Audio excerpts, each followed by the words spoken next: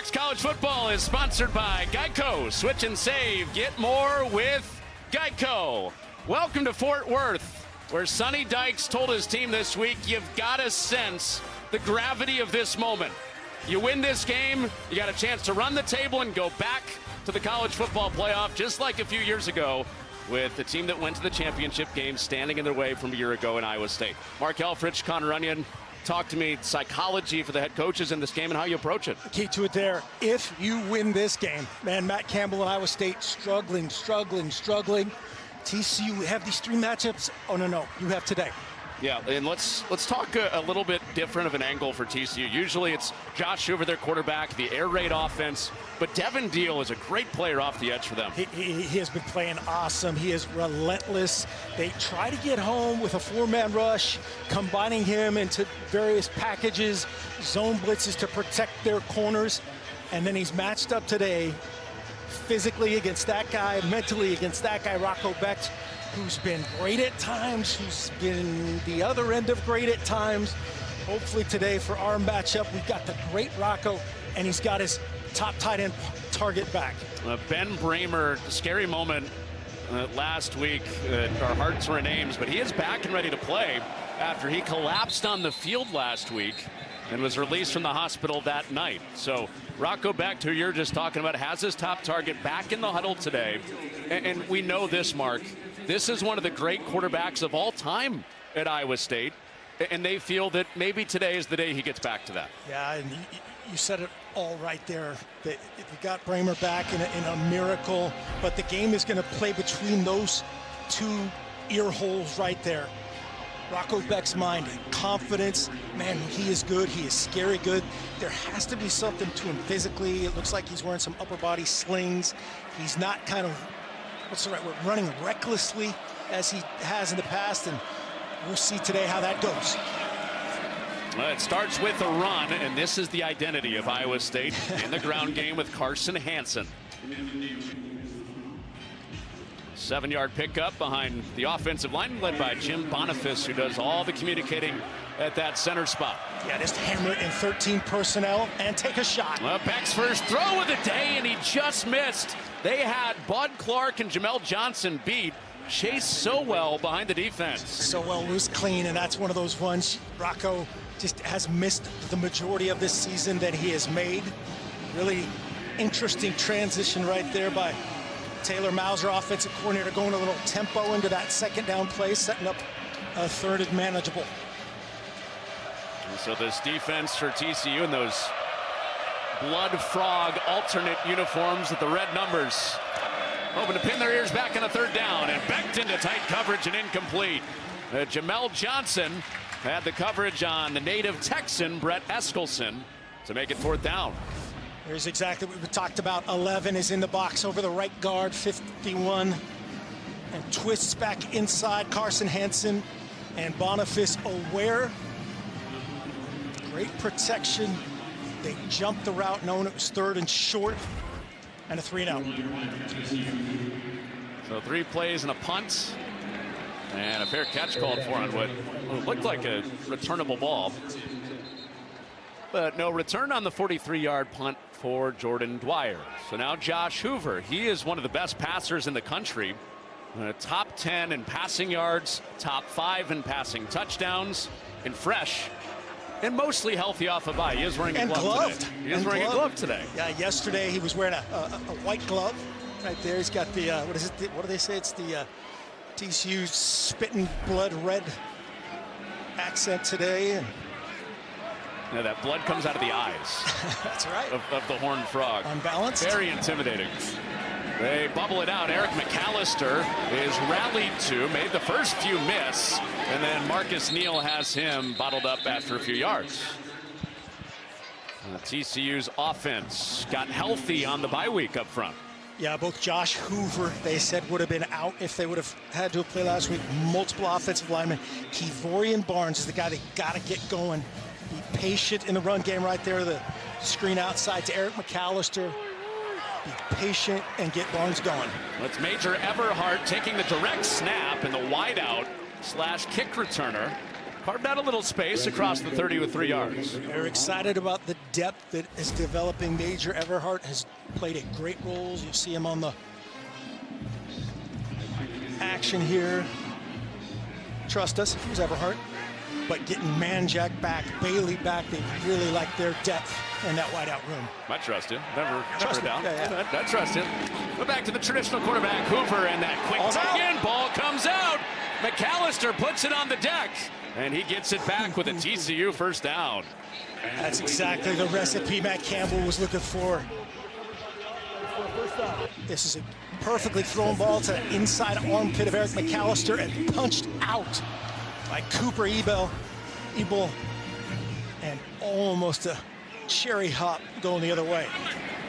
Iowa State's defense finally forced some turnovers last week, forced 3 of them, almost had their first. TCU survives it. Hoover over the middle, and they do have one. He throws it to Trey Bell. The ravaged secondary for Iowa State with all those injuries comes up with a big play to start this game in Fort Worth. Ezeagu, pass rush, immediate pressure on Josh Hoover. He had to let it go early. We'll see the pressure from the right side of Hoover, just basically turns into a swipe the hand, speed rush, heads up. He's got to get it out early. That's not the ideal location for Major Everhart, who slows down just slightly, can't judge it. And great answer by Trey Bell and company. The B-leaguer, the depleted secondary, the comically depleted defense of defensive coordinator John Haycock and Matt Campbell. Back-to-back balls in their hands. Even those guys have admitted, yeah, it's something we've never seen before, how beat up that this secondary has been. Trey Bell, one of the guys filling in as a starter. Did he hold on to this? That's what they're reviewing. A little juggle at the end. Yeah, it's just going to be a matter of if they determine between, and the impartial fans here clad in purple, they see that it's going to be better if they say that elbow to the thigh, does he pin the ball underneath there and, effectively control it for a firm action. Well, this is a moment in time here too, because Josh Hoover never throws interceptions for whatever reason in this stadium. Just one all season at home. This would be his second if it stands. Everhart, 5'11", doesn't touch it. Man, that's as close as it gets, and the call on the field, and Trey Bell, another non-impartial participant in this. It's going to be one to probably be hard to overturn. Let's bring in Mike Pereira. Hey, Connor and Coach, I mean, this is one of these really tight ones. Yes, you're right. He does get it pinned against his leg. And now, if it does get to the ground, if they have a shot that shows that it gets to the ground, it would be incomplete because he didn't control it first. I'm kind of with you. It looks like it might be difficult to overturn since it was ruled an interception. But if they see it on the ground there and not trapped between the legs and the arm, then it would be reversed to incomplete. Yeah, I see that 100% exactly like Mike Pereira, and it's just, if we had that look from the other side of the field looking back, just imagine that elbow and the thigh pad, and here it is. The ruling on the field of an interception is upheld. First down, Iowa.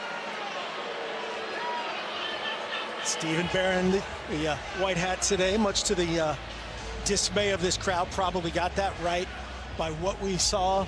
And man, that is just a huge play. The momentum, the confidence on that Iowa State sideline.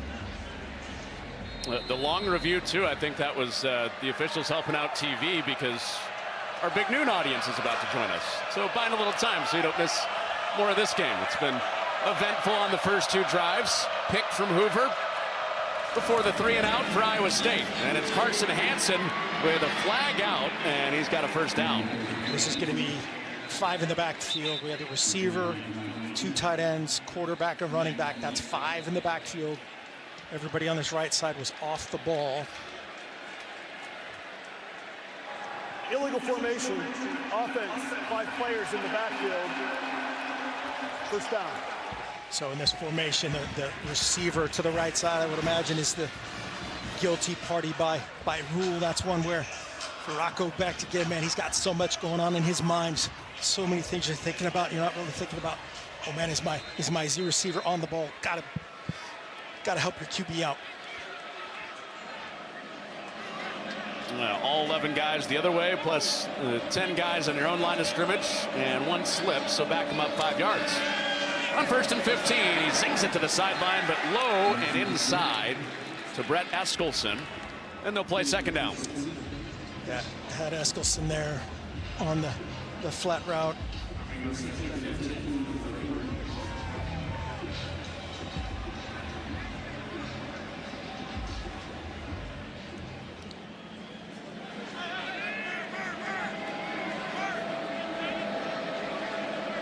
Starting unbalanced here, 12 personnel, 1 back, 2 tight ends. 2nd and 15 for Becht. Same side of the field. This one complete to Sowell. And he's wrestled out by Channing Canada.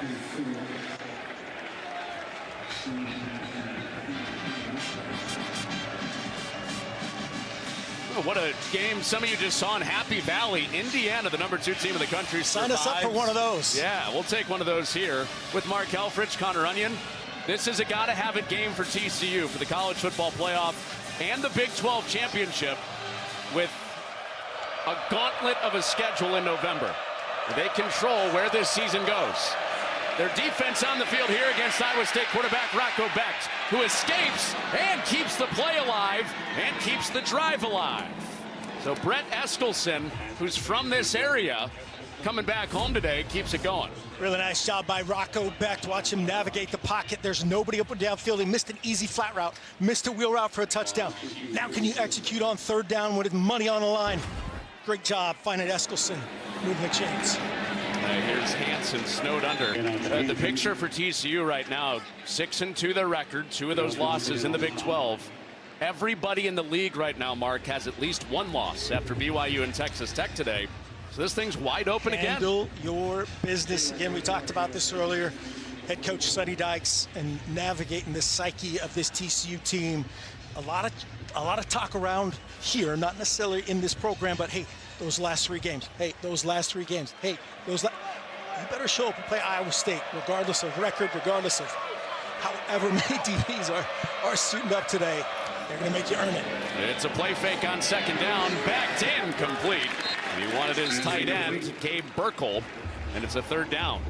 We had the schedule ahead for TCU after today. BYU, Houston, Cincinnati, all contending teams that you see in that picture. So win today, it's all right in front of you to go to Arlington for a Big 12 championship. All right in front of you. And again, job one today is manage Iowa State. Iowa State has been struggling. Their quarterback is struggling. The defense struggling. What do they do on the first drive? Force a pick. A pick from Trey Bell. Got Iowa State back on the ball. This is a 3rd down.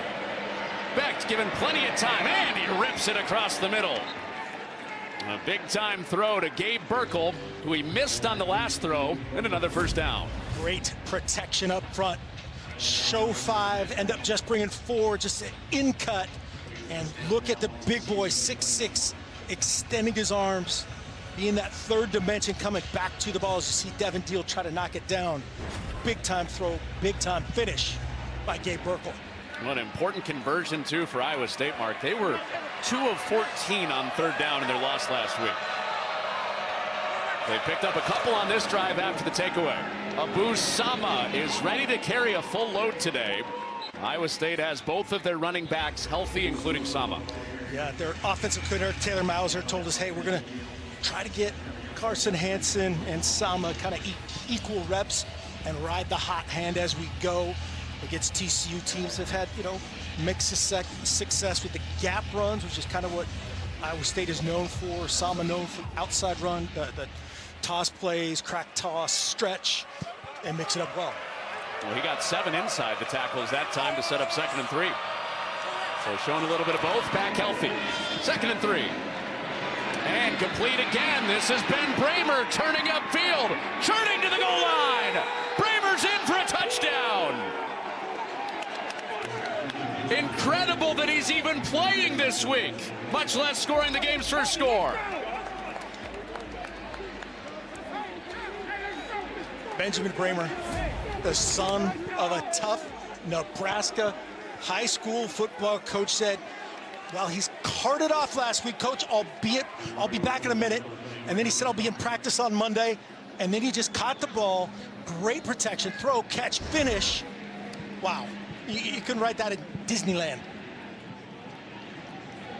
I mean, there were tears streaming down a lot of faces as we got a fake on this PAT, and it is no good. So Iowa State, after Ben Bramer's touchdown, run a fake to him. And Ben Bramer, after that terrifying moment last week, back in practice, non-contact, but ready to play on this Saturday. And a heartwarming score for Iowa State to lead 6-0.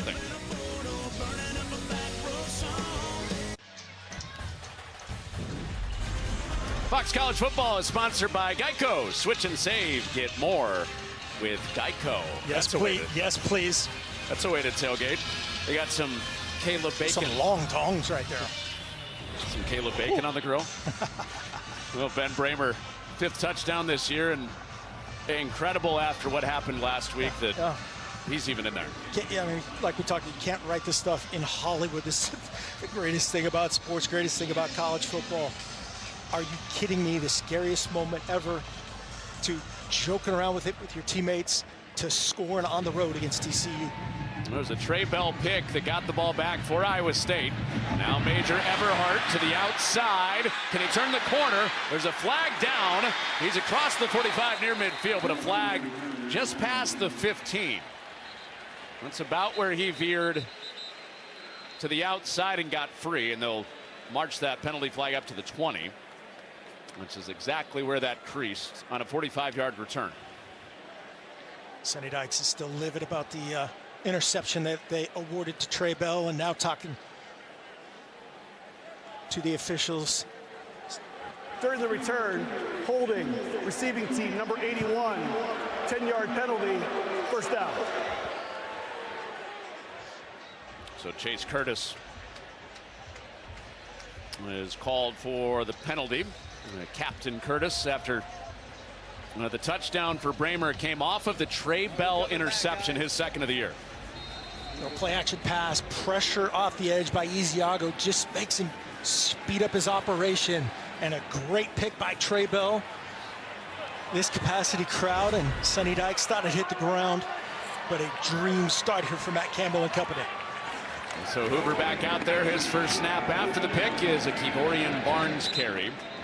And before our full audience joined us, Mark, we started to outline the struggles that Iowa State has had keeping their secondary healthy. It's just borderline comical. Both corners, NFL-worthy corners, 6 safeties, multiple linebackers today. These guys, man, Matt Campbell, defensive coordinator, John Haycock coaching with 2 hands behind their back.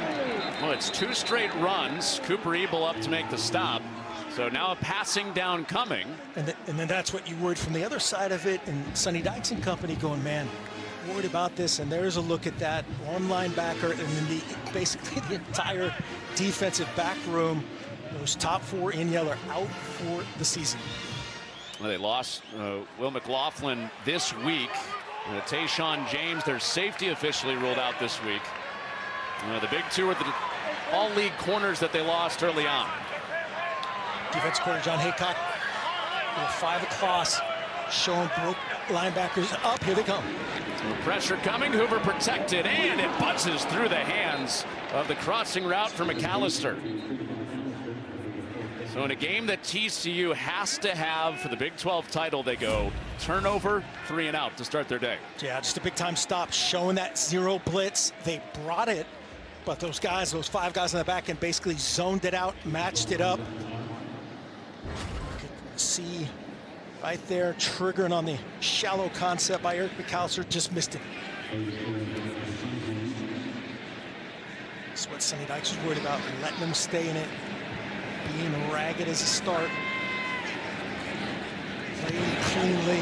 Wow, Ethan Cross slipped and ends up taking a TCU bounce, but not Craw's best after he slipped inside his own 5 on just a 31-yard punt. Time for today's Game Flow, sponsored by Progressive. A beautiful day in Fort Worth. Fans know what's at stake. Win the rest of the way, and TCU could go to Arlington, but it's Iowa State trying to play spoiler out in front.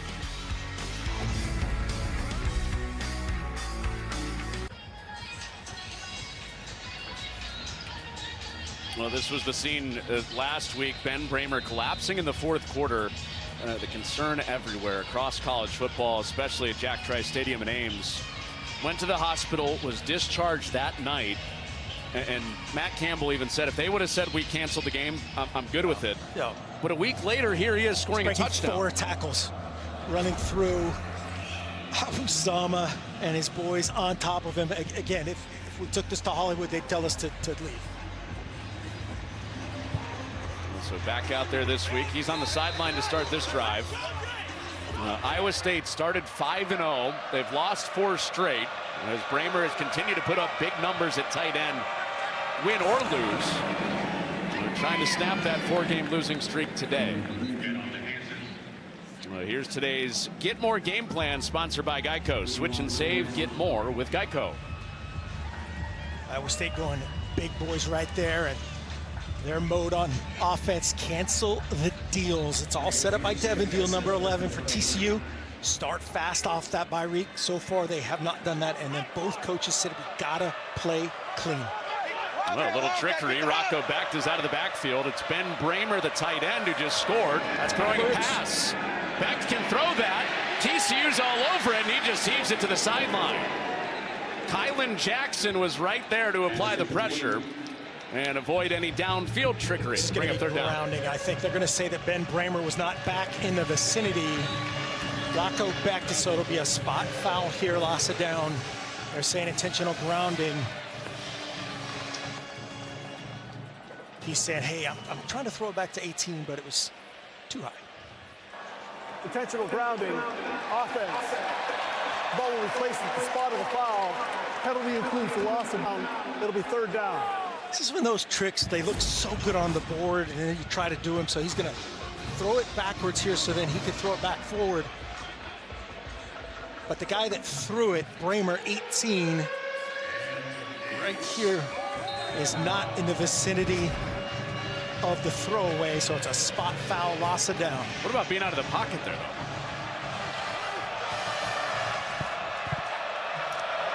Well, 3rd down and 19, and they set up a screen. Hansen juggles it and can't make the play. Devin Deal gets to the quarterback and gets the ball back for the Horned Frogs. I think it was, behind the line, the original line of scrimmage. It just looked like it wasn't because it was so far back with the alignment, the backward pass.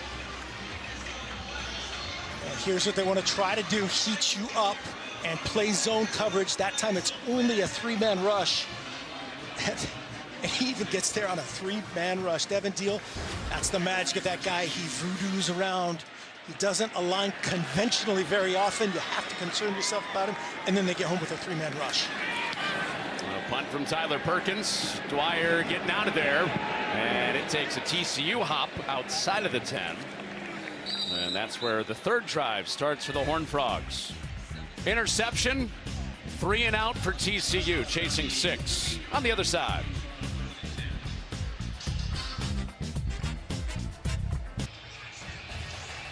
Fox College Football is sponsored by Geico. Switch and save, get more with Geico.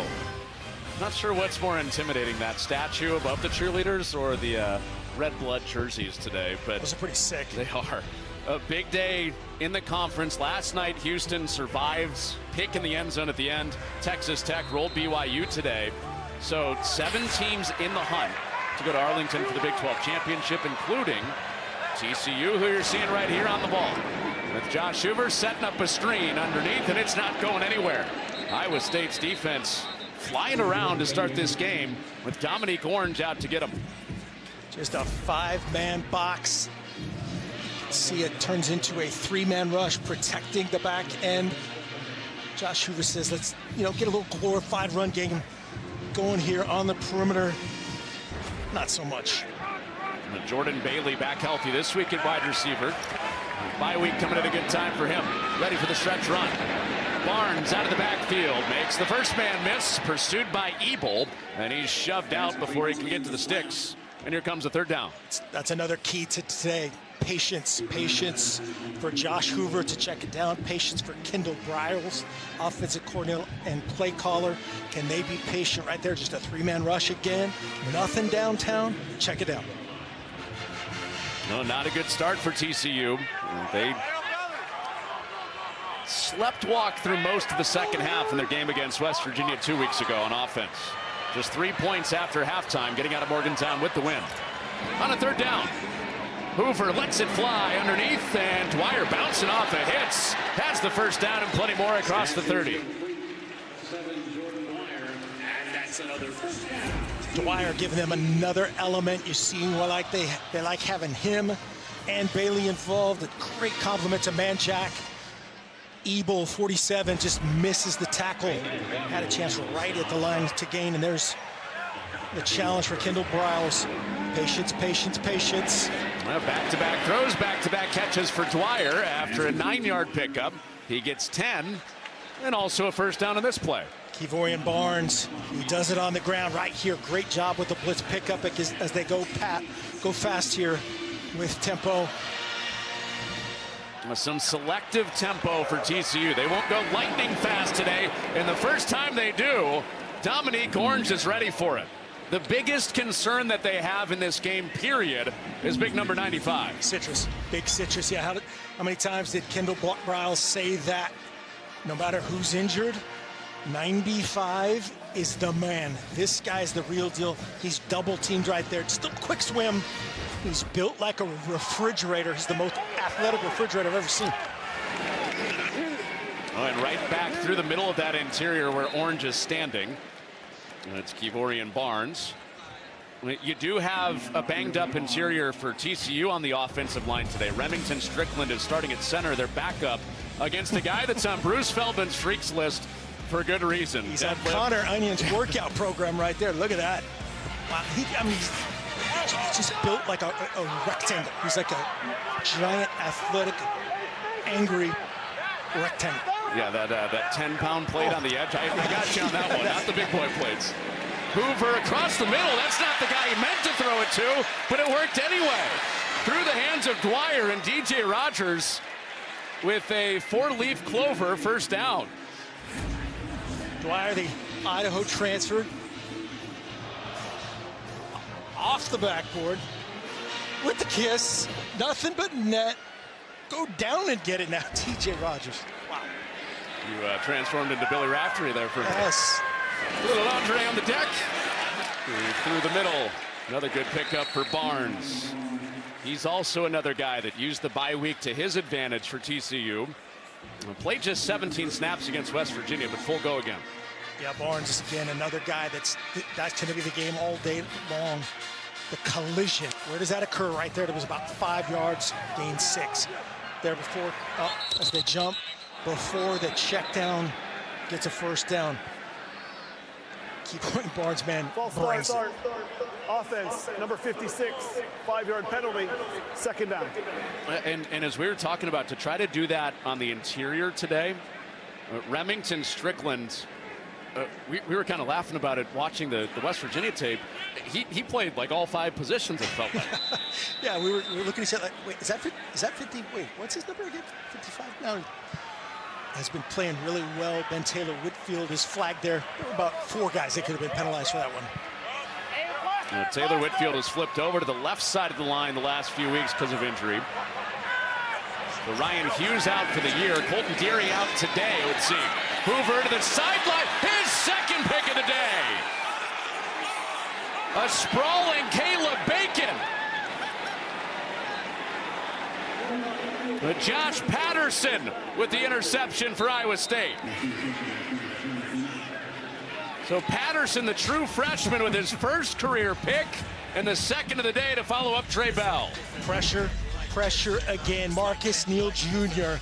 in the backfield, helping out his defensive backmate Josh Patterson going the other way.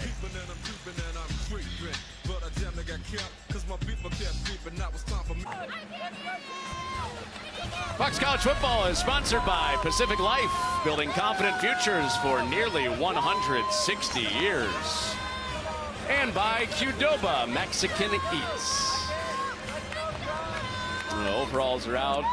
Cowboy hats out for a big game for TCU that has not started well for the Horned Frogs, down 6-zip with 2 interceptions for Josh Hoover. Usually takes great care of the ball, especially here. And it's Sama ahead on the first carry of this drive for 7 yards for Iowa State. 12 personnel hard ball run right there. Really nice drive starter, getting a chunk, 7 yards right there. A weird beginning for TCU, isn't it? Yeah, this is what Iowa State's dream start made. Make this as ugly as possible, milk it out, put a little doubt in the head of Josh Hoover and company. Yeah, now pound it, launch. Yeah, some real pressure on TCU to be efficient when they do touch the ball today, because Rocco Becht and ISU are not going quickly. As Hansen burrows ahead, he's got a first down. That'll help with clock control. They're moving it up 6-0. Yeah, we're going to see this running back competition happen before our eyes again. Offensive coordinator Taylor Mauser. As we see one of the offensive linemen down. It's Tyler Miller, the right tackle. That's been a spot for Iowa State where, despite all the chaos around them with injuries, they've been pretty healthy.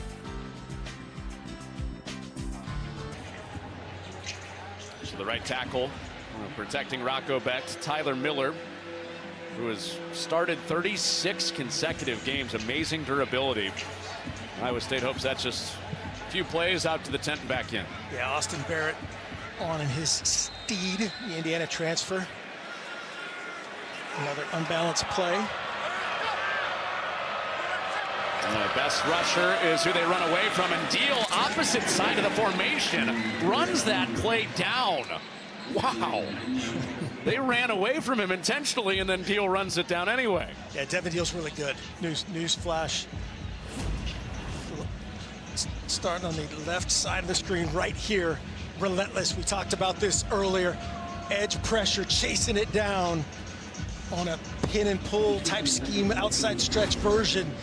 Kind of Abu Sama's best play. He's not having it. Wow. Man, Deal can fly. He's got his brother chewing up blocks on the interior. The pressure in Beck's face. He floats it out incomplete. Off the hands of Hansen. And that play plus the Deal play set up a third down. And it's a Deal play again. Deal play beating the edge that time. James Neal off the edge. And he just gets home. You don't have to add pressure with him. Just the illusion of pressure. They line him up a million different ways. Right here, he's up to the boundary. Repair the chains. Carson Hansen broke the chains. Snapped the chains. Well, his bruising reputation is usually reserved for the 11 on the field, but yeah. Inanimate objects not spared from Carson Hansen. Snapped the bottom part of that. Look at that.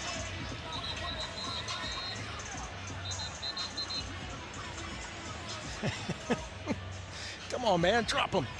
It's dangerous. They're made of totally different things nowadays, but. You got to 11, 11, 11. Got to find 11 in protection. He is standing up here. He's over the slot. And here he comes. Becht gets it away, short of the sticks, and the wrestle to the sticks won't get there. Chased so well, taken down by McIver. And a fourth down in their own territory for Iowa State. It's going to be right at quarter. I think Matt Campbell have a little time to think about this. They'll probably spot this a little bit further up. I think it was a little bit closer to the line to gain, which would give Matt Campbell even more to think about. Hard count. We're at 7. Yeah, notoriously conservative on fourth down. A little more aggressive this year with their injuries and playing from behind, but you would think a punt is on the other side. Through one, it's 6-0 Iowa State, looking to snap a 4-game losing streak, while TCU's got to have it in the Big 12 race.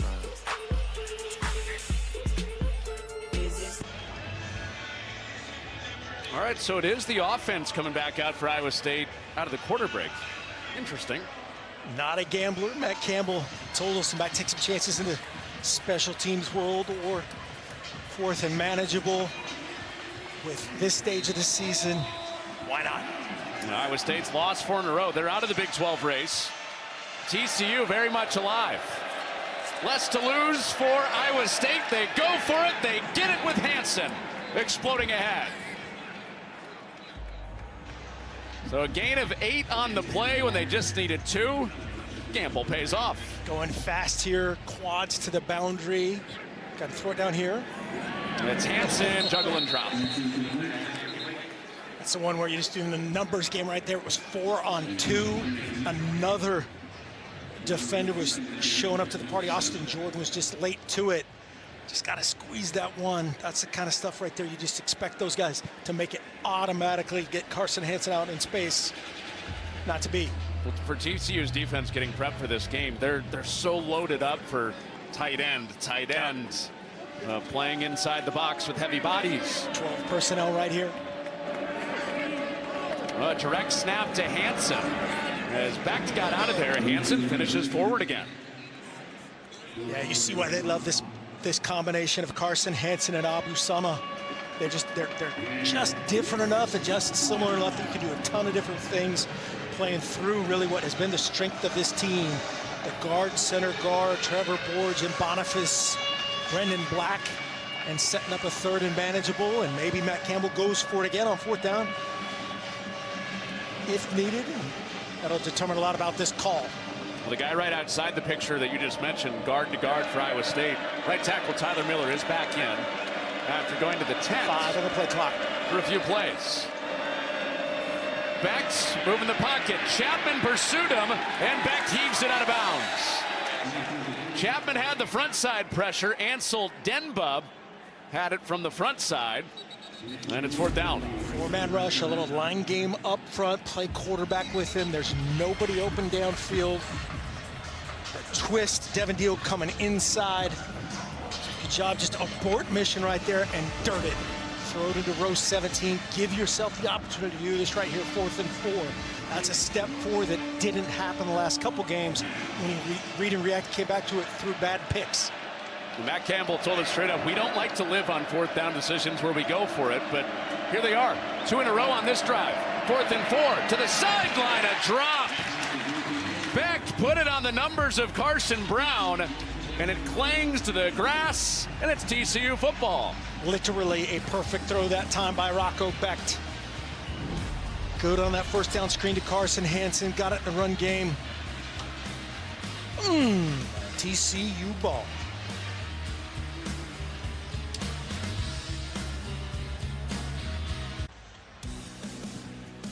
Well, the Iowa State Cyclones got to help out Rocco Becht more with the second most drops in the Big 12 this year.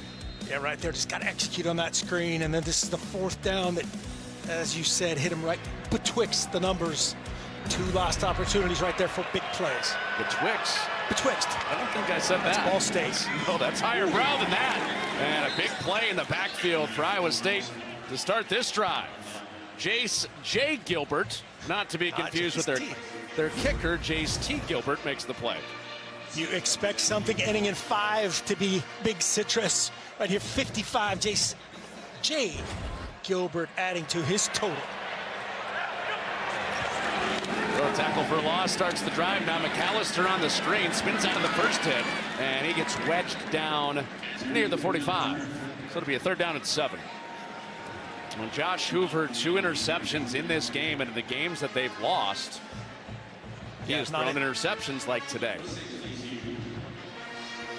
Arizona State and Kansas State, especially that Kansas State game where TCU gave up 2 defensive scores to the Wildcats. It's a big story. A lot of respect for this pass rush. You see the plan of offensive coordinator Kendall Briles, get the screen game going. And now 3rd and long. A bunch of guys shifting around the formation, and a dart delivered by Hoover. First down, DJ Rogers. 3-man rush, good patience, good timing that time. Hoover to DJ Rogers, a 3-man rush. Cooper Ebel, 47, is a step away from here, a step away from there. Josh Hoover not afraid to make those throws. No. Tight window throws. He's made a career out of that. Kevorian Barnes gets pushed ahead. He was stopped for about 3, ends up getting 4 or 5. Marcus Neal Jr. that time led to that pressured and led to that second pick right there in the backfield, and they made a miss. That's been a big missing part for some of this year for TCU is their production on first down, not having Barnes, who they feed twice in a row, and hopping through the hole to make it, as offensive coordinators always say, a coordinator-friendly 3rd down. Yep, 3rd and anything right here is what you want. Again, like we talked about earlier, the patience of the play caller, the patience of the quarterback, all tested. As we have another Iowa State defender down. Officials timeout for an injured offensive player. Correction, defensive play.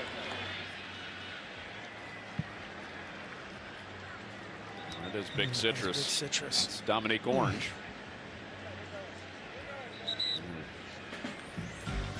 The nucleus of Iowa State's defense down in the grass before 3rd and 2.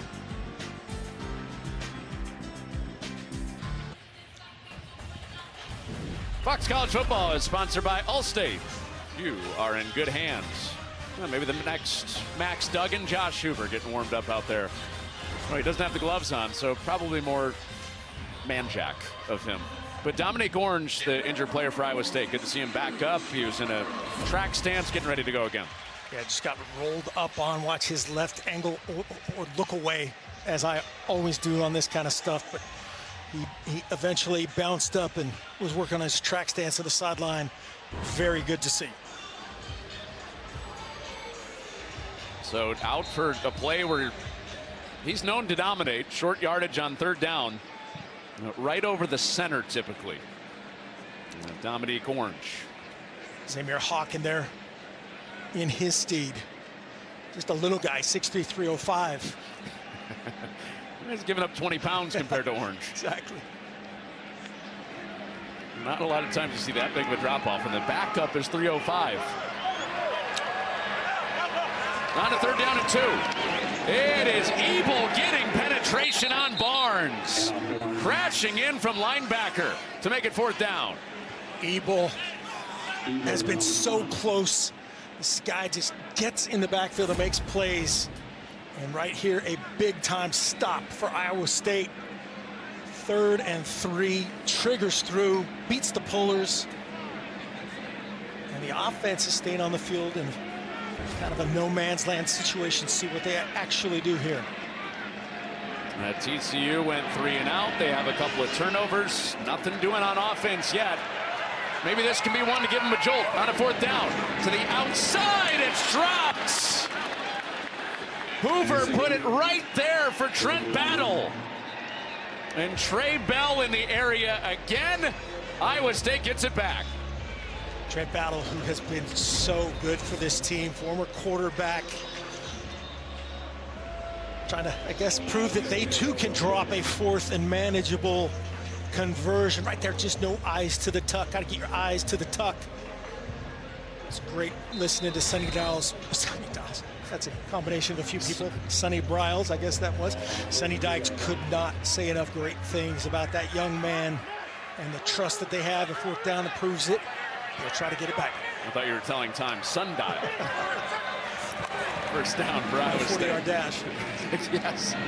They start on the ground. Good call, though, Mark, because that's exactly how TCU just got the ball, was Iowa State missing on a 4th down with a drop. Nice drive start there by Sama. Gets 6 and then tags out with Carson Hansen. They're doing a great job of rotating these guys right now.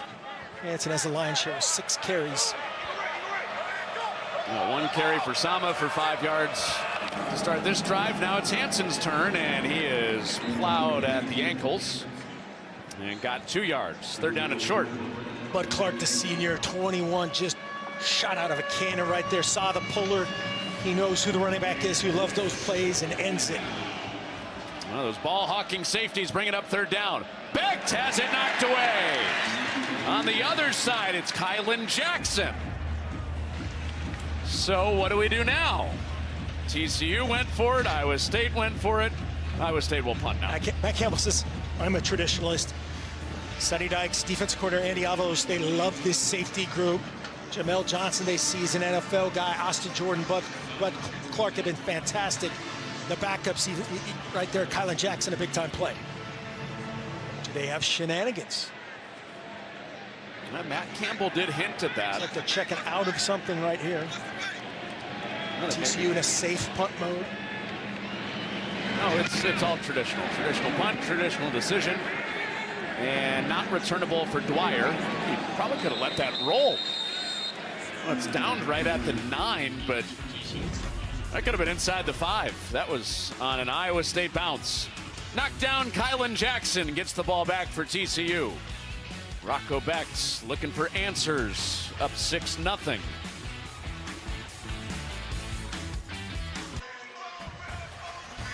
Bucks College Football is sponsored by Geico. Switch and save. Get more with Geico. Always a good day at the stockyards. You know, Josh Hoover has the wrong Texas team. Yeah. But yeah, he was. What did he say during the bye week? Bought some calves. We were having a little conversation, a little white meat ranch. Calf purchasing and putting out to pasture. He's got to get them out to wheat pasture soon. Well, this drive starts backed up inside their own 10.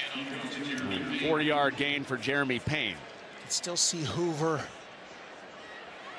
trying to settle in. He's wearing the glove. He actually had a different glove. I was in practice yesterday. It was a different style of clubs. Definitely the Elliott Hill approved Nike swoosh affiliation. And it doesn't look like that's affecting him. Just more miscommunication and pressure. The 2 picks, lost it on downs, lost it on a 3-and-out. And drills that one to the sideline for his best target.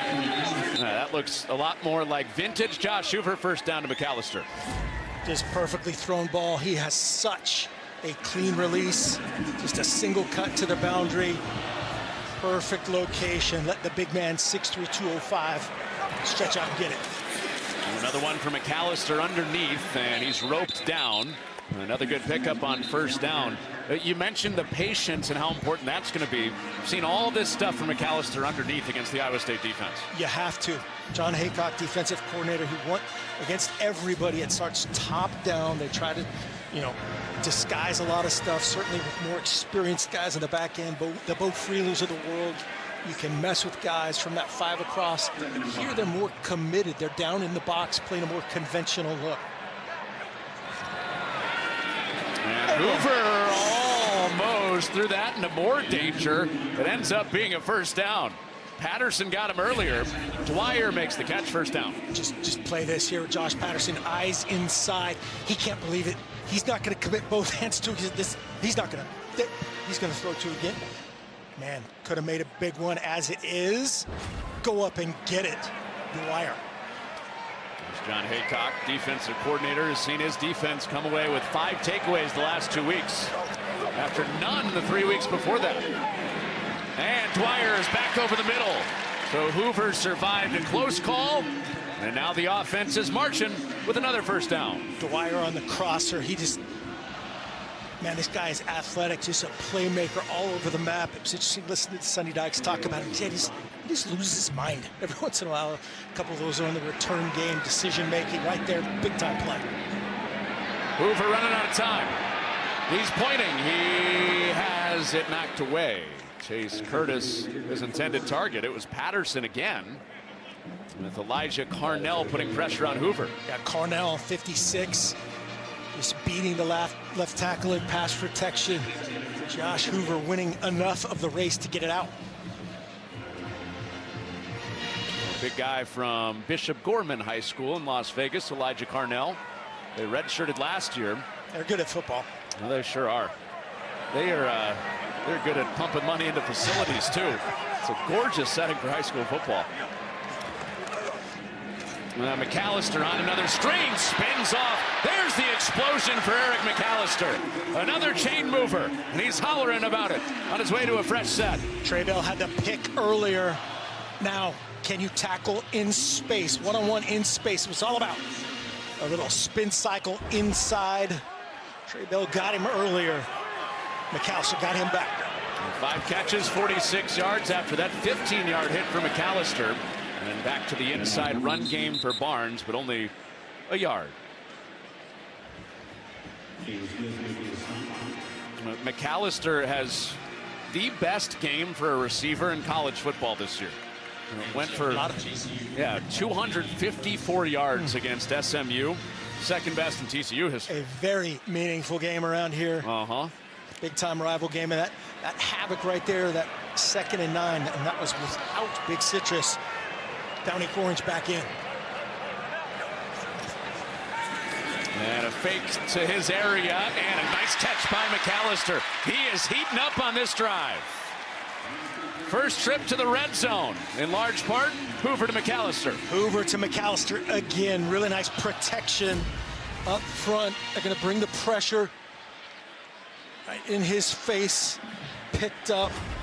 Good anticipation. Thrown in advance of the cut by Eric McAllister. Barnes is run down. Marcus Neal. Never a false step with this guy, right? Marcus Neal, man, is just a human highlight film. Sometimes it might be good for the other team. Majority of the time, it's good for them. He's got like a baseball line. It's like, you know, runs, hits, errors, everything. These guys, he's got like 15 different categories: forced fumbles, PBUs, TFLs. Whew. And he makes plays that kind of look like TK Hernandez and Andy Pajes running into each other on the warning track. Friendly fire.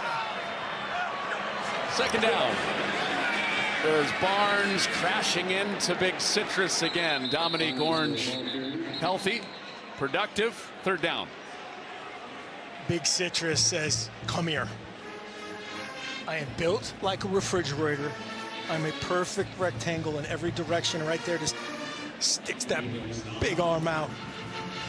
Brings him to the ground, setting up 3rd and 11. A lot of those 73 yards on this sustained drive, Eric McAllister. He's averaging a first down a catch. He's down to the bottom side. On 3rd down, needing 11. And it's his way, but behind him. Throw went out. McAllister goes in. 4th down. See McAllister smirking like, what happened there? Just enough of underneath coverage, I think, that time. Caleb Bacon, 26, kind of flashed. Certainly a little bit of a miscommunication. Sonny Dykes will get that solved on the sideline. Or that was maybe a grown-up moment right there by Josh Hoover. Didn't love it, dirted it. Don't take a sack, don't make a bad play worse.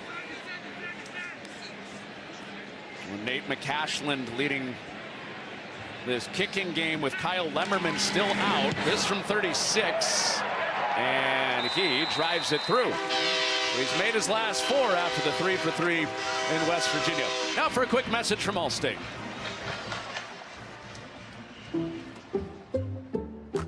I checked Allstate first and saved hundreds on my car insurance. Unfortunately, I didn't check if doing the Georgia bark at my boss would be appropriate. Go, dogs. Yeah. So we need to... And it's not. Checking Allstate first was smart. Barking at my boss, dumb. At least I checked Allstate first and saved hundreds. Hey, Bark Boy. These guys are crazy. Your alma mater, Southern Oregon. What's your version of that with the Raiders? do you bark in meetings? No, it's a no barking. Silence, silent assassin. Just pillage the drawers of the office to Yes. say the Raiders are here.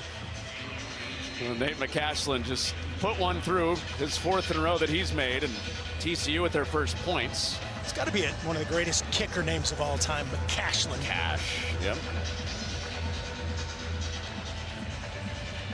Iowa State attempted to go for 2 on their touchdown by Bramer. And that's why they're sitting on a 6-3 lead after McCashland's Field goal. Well, up and down 11 months. 2024, Iowa State, second time they go to the Big 12 championship game. School record 11 wins. All the talk of college football playoff with Rocco Beck coming back. They start 5-0, but then they lose 4 in a row. And it's directly correlated to losing their 2 all Big 12 corners for the season. Yeah, those 2 corners, they're not just all Big 12 guys. These guys are consensus NFL guys. And then everything else happened from there is the 6 safeties in addition to that. And it's been tough sledding. And Jeremiah Cooper, Jontez Williams can both come back next year. Iowa State optimistic that both will. Beck's underneath, complete to Burkle to start this drive, and his very productive tight end gives him 8 yards. And it's a little ginger going down to the ground. Officials timeout for an injured offensive player. Ran a little shallow route. It's kind of V'd together. Elarms Orr and Canada there, they're just combining on the stop, going low because Burkle's so physical as a finisher.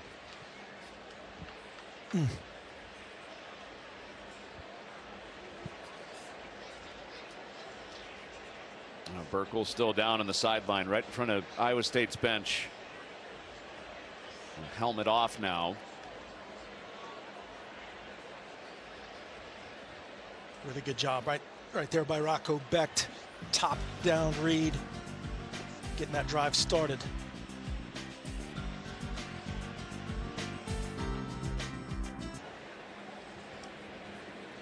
Gabe Burkle, tight end for Iowa State, a guy that's held that locker room together. He's seen a lot of his real good friends go down this year with injuries. He's the guy that's being tended to here.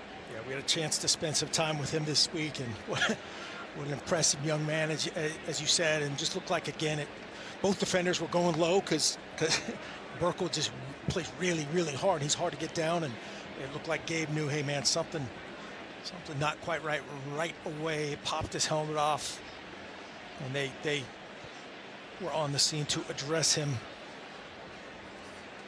Matt Campbell right there with his redshirt junior from Cedar Rapids, Iowa, Gabe Burkle. Rocco Beck has so much love for those guys.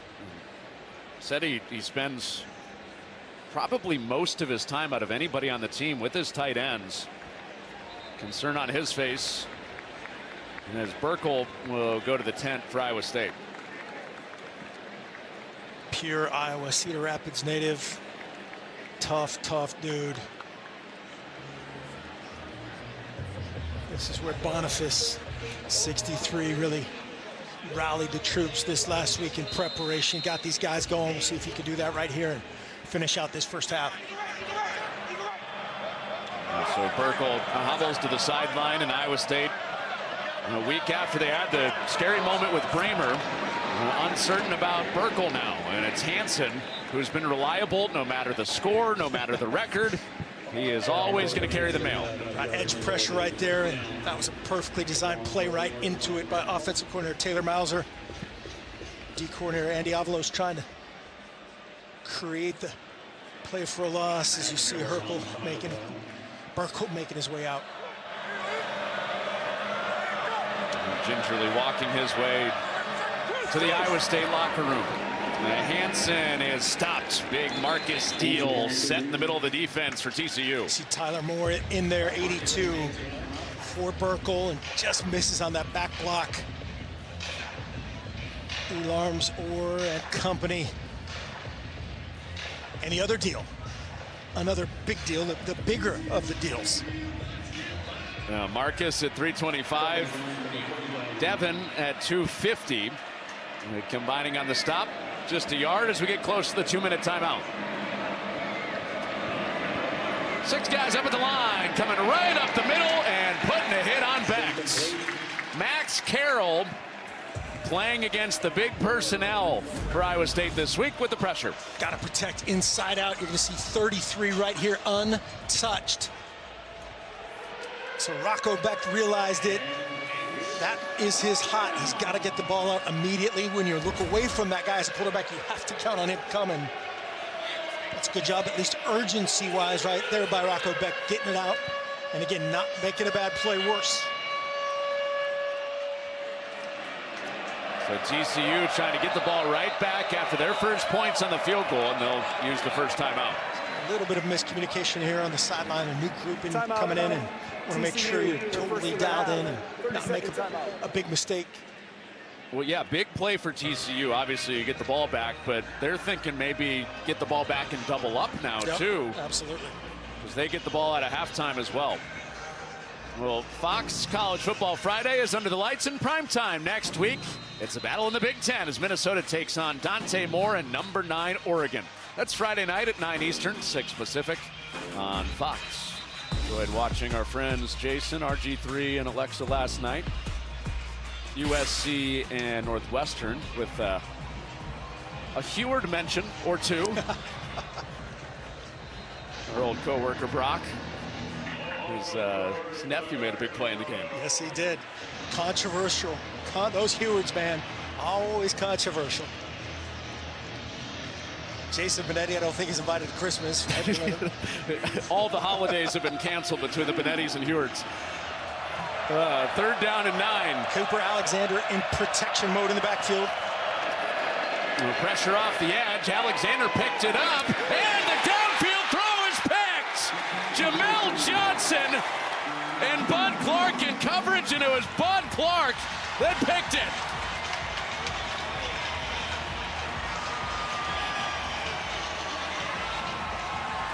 Third pick of the year for Clark.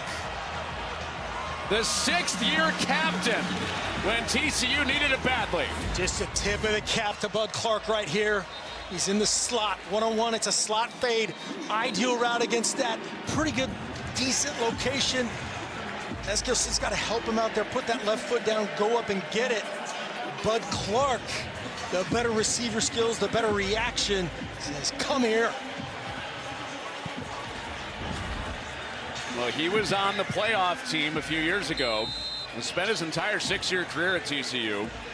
Memory of a lifetime for TCU fans and Clark, the pick 6 against J.J. McCarthy in the semifinal. And playing in another meaningful game late in his career and another big play.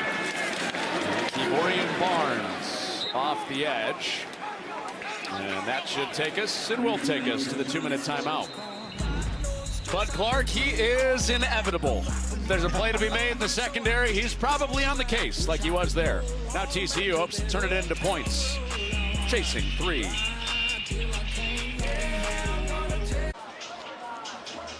Well, the Microsoft Surface usually a truth teller. Rocco Beck studying it after the pick.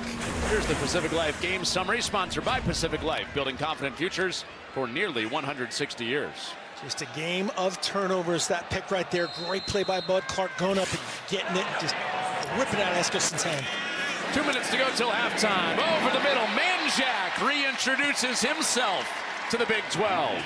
First down after a quiet couple of weeks. Josh Hoover, 1 glove. Manjack, no gloves. Yeah, who looks more like the quarterback? Manjack.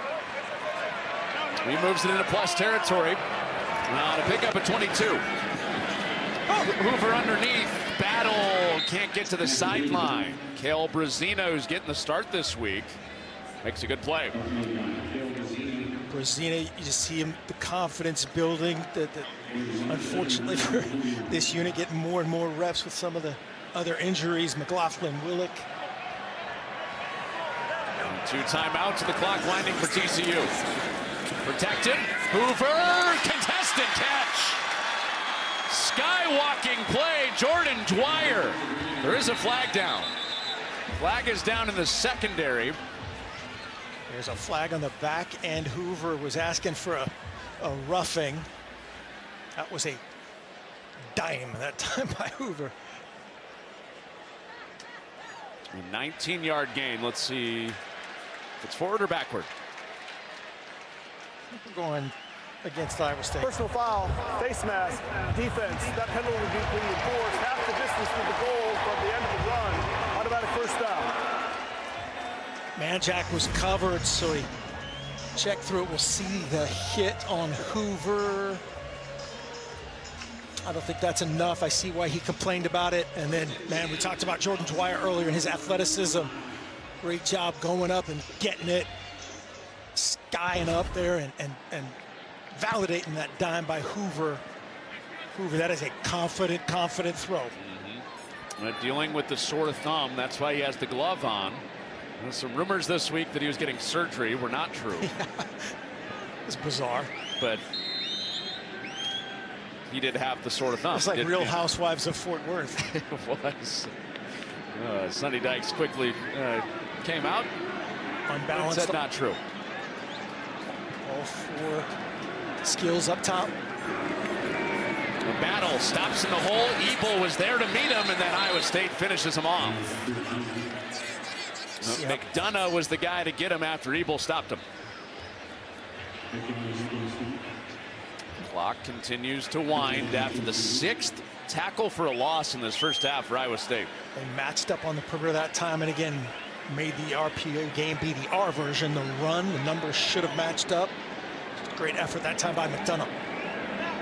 45 seconds to go. It's another run with Barnes. And climbing his way inside the 10. He's down at the 8. TCU still sitting on those 2 timeouts ahead of 3rd down. Barnes just plays bigger even than his 5'9", 220. He punishes people. As Coach Dykes is going to take a timeout. So this gets late in the half. 1 timeout. Timeout. And we will set this up after we hear from Mike Hill. See what's coming up in the State Farm Halftime Show.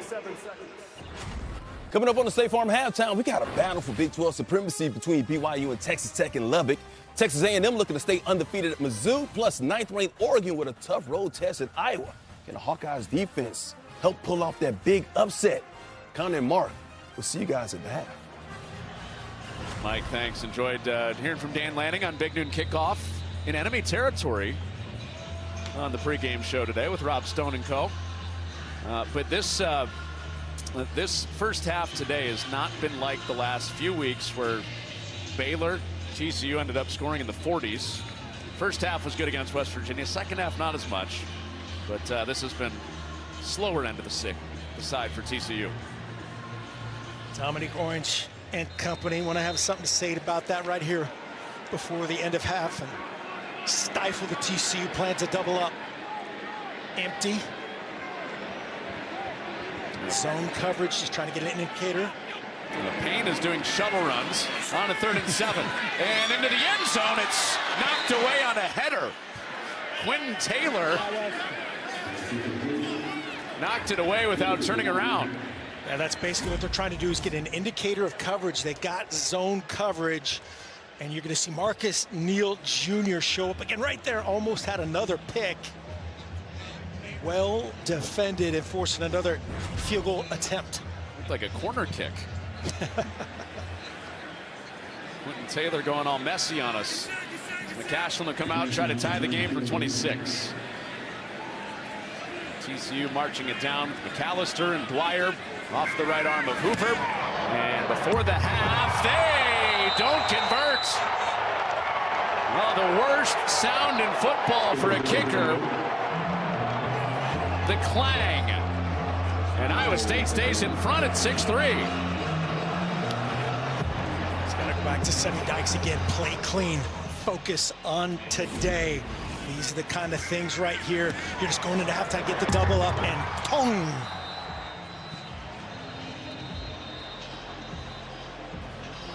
And right when it felt like he was starting to trust the kicking game again, too. McCashlin, not the starting kicker at the beginning of the year. That's Kyle Lemmerman. And 3 points left out there. Instead of tie score, this game is headed into the halftime with Iowa State up 6-3. Trying to play spoiler with TCU still in the race in the Big 12. Matt Campbell sprinting off the field. Loving this at this stage of the game. Too many turnovers from his standpoint. But we got a good one. Sure do. 6-3 TCU hanging on in the Big 12 race. Look at the ball at a halftime. But for now, here's Mike Hill.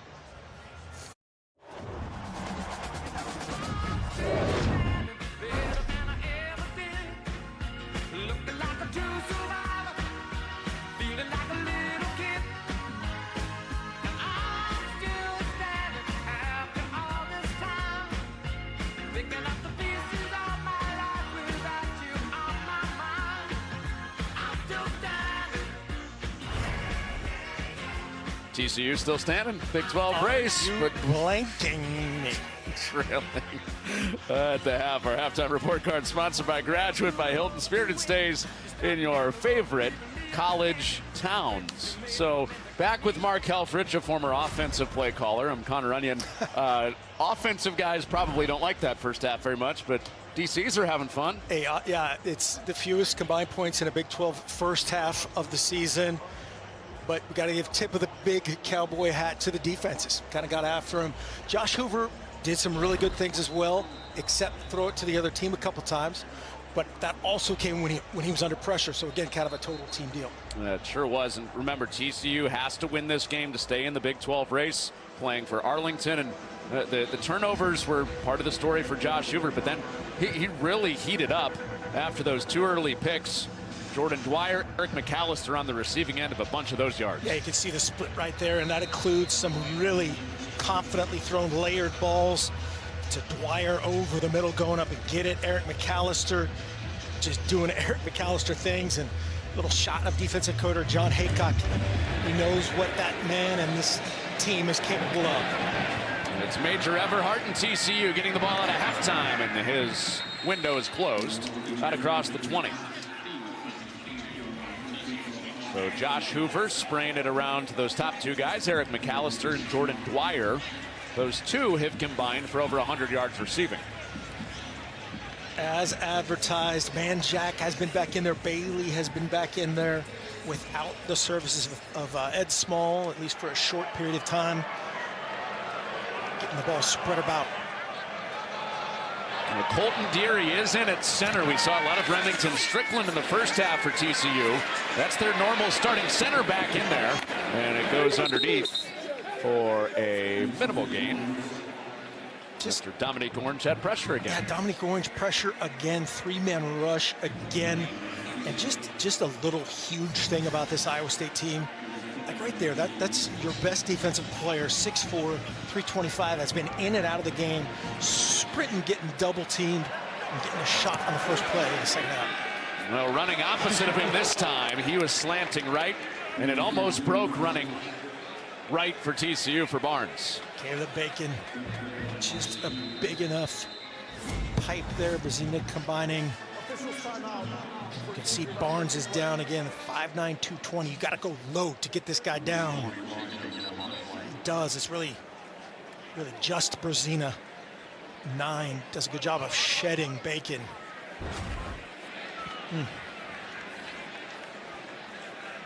Barnes going into halftime. This has been a story. TCU has made an effort to keep him hot, to keep his body warm. Because when his body has gotten cold, that's when they haven't been able to use him much. As he's battled injuries a lot of the year. So he's out. Trent Battle is in as they empty it out on a 3rd down. Opening drive of the second half for Josh Hoover. And he is on target and past the sticks with DJ Rogers, a first down. Josh Patterson kind of playing outside in top-down defense again like they do. They know exactly where the chains are. Move them. Beautifully execute a play that time. The quick release of Josh Hoover. So the drive continues after a first half for TCU. Didn't have a touchdown. And on the ground with Battle again. First time in 2 years TCU didn't have a first half touchdown. Hard to believe with the weapons, but just, you know, like we said, a couple misses were major. Turned into turnovers for Josh Hoover. Not what this man wanted. He wanted to play the cleaner of the 2 games. Did not necessarily win that first half. Had a couple penalties, missed field goal. Hoover pulls it out. Manjack underneath. His second catch of the day, and he weaves across the line to get first down out to the 46. Really good job on the perimeter. Watch the receivers. You see 14 coming inside out the perimeter there. Really good finish. 26 Bacon pushed to the side. Kendall Briles, offensive coordinator for TCU, has not had Manjack for about a month until today. There's Dwyer again, squatting in between 2 defenders, close to another first down. Give him 9. Quick release again. Josh Hoover has come out firing, just adding to that 11 of 15 since. Looking at some of the release numbers for Josh Hoover and Aaron Rodgers in the NFL for years, known for his quick release. Hoover's numbers are the exact same as Aaron Rodgers. That's pretty good. Yeah. He pumps, holds it a little bit longer this time. McAllister out of bounds. Trey Bell's had a good day in coverage, including a pick. He was on the case there. McAllister, a little hitch and go on Trey Bell. So really at this point, best on best. Watch down here, hitch and go, double move, and Hoover just throws it a little bit too wide. McAllister does a good job initially holding that box, giving Hoover a good chunk of green to throw it to. He'd like to have that one back. Mark, they take a shot on 2nd and 1. Now they come out unique formation, 3rd and 1. A little receiver meeting out there on the perimeter. They shift it back into a conventional unbalanced look. Oh, they shot the gap with Ebel, and Iowa State almost had it stuffed, but instead battle another chain mover. It kind of looked like TCU wasn't quite sure where to align pre-snap. Yeah, watch 47 trigger as they shifted back in. They just lost him, didn't recount the front. And wow, normally Cooper Ebel makes him pay. Iowa State lived in the backfield a bunch in the first half with 6 tackles for a loss. But they whiff on one there, and well, they get it right back. And after Ebel missed, everybody's on the case. Zamir Hawk, Marcus Neal. Marcus Neal just sprints to the mesh point. This is a stand-up draw. Some people watch the Hoover. You can see 31. Hoover's gonna stand up like he's coming back. Goes, I know that he's coming, and I can't do anything about it. That's why a lot of people have a throw off of that as kind of the reverse, a pass-run option. Hoover steps up, out of trouble, sidearm sling into traffic, and it's knocked down. Oh, living dangerously again. Drew Surgis, almost with the 3rd pick of the day for Iowa State. Yeah, Surgis, watch him trigger just again a hair late. Hoover does a great job maneuvering. Jay Gilbert was on the case. Dwyer saying that was early. Probably right, but just not enough to get the call. Surgis in for Jamison Patton today. Starting safety. Take care of the rock again here. This is the shell that defensive coordinator John Haycock likes to play with. Play every coverage in the book. Hoover has to check it down. Make you do that. And Trent Battle, and Iowa State wins underneath like they're known to do. Go underneath, rally to the ball, 4th down. That's exactly right. Just a really good job there. And tip of the cap to Josh Hoover. John Haycock, that devious defensive mind right there. Drop 8, make him check it down. Goes from 3rd and 14 to 4th and 8. Right here, maybe a hard count. Is that devious? Is that what he said? Devious defensive mind? That's the nicest thing you could say about me. Just a massive respect to that gentleman. We saw TCU no man's land end of the half. Converted 4th down, kicked a field goal and missed it. This is their base look right here. 3, 3, 5. The voodoo happens with those 5 back guys if you can be effective up front. 4th down. Hoover's got plenty of time. Hoover on the move to Manjack. A guy in gotta have it situations is marked short, actually. Oh, wow. I think the line judge on this side is going to correct it. That's where they work together. The opposite official actually has the better angle, and they'll obviously take a look anyway. The key there was they're going to converse. So drop 8. So you got to get pressure on Hoover with 3. They don't. When the receiver gained possession, some time of the line to gain. First down, Iowa State. So right there, they're talking about, did he bobble at all? Which, of course, that sideline is going to say bobble, bobble, bobble. If it is a bobble, it's where you gain firm control. We'll say, and there is a bobble. So there's the firm control. Be able to match that up and take a look. Okay, so ruled Iowa State ball when you come back with 5 minutes gone in the 3rd.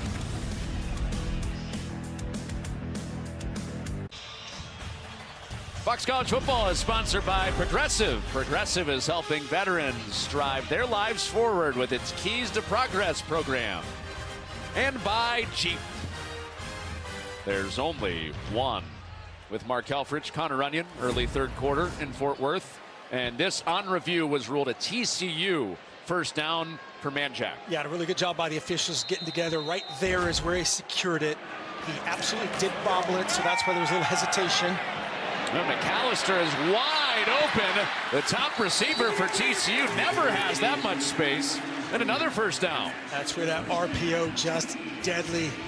Hard sell, full commitment by Iowa State to stop the run, get it to their playmaker. So TCU survived 4th down and 8 on review. Now McAllister for 19, and they're right back in the red zone. And a crashing Brazina.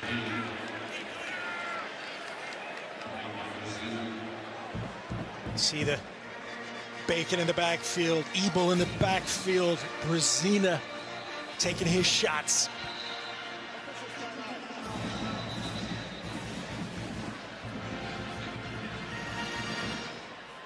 After no gain on the 13th play of the drive, the 14th play of the drive will have to wait. Well, we saw several looks at that play on the sideline on 4th down, and then we saw Sonny Dykes with the officials.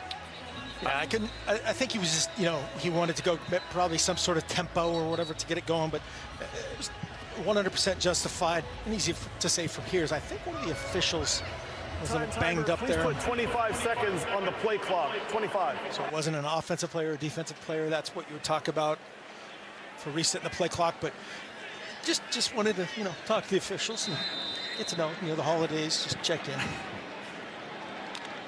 Maybe he's invited to the Heward Thanksgiving instead of Jason. He'd be at the fun party. 2nd down and 10 off the play fake. Ball to the end zone. Flag flies. Dwyer. Incomplete. Dwyer saying, come on, I got a foot down. Got to check on a flag, too. Flag is down at the 2, that side of the field. Dwyer saying, check my divot. We had 2 flags out immediately. That is firm control, both feet in. Does he survive the ground? I don't think that ball ever moves. Looks like a touchdown to me. Let's see this angle. Firm control. That is going to be an and-one touchdown if this is defensive pass interference. But Holding. Defense, number 24. A penalty will be enforced half the distance to the goal. First down. So the cliffhanger for the TCU crowd. They have their first touchdown to celebrate of the day. I think the next words out of Stephen Barron's, our previous play. There we go. Our previous play is under review.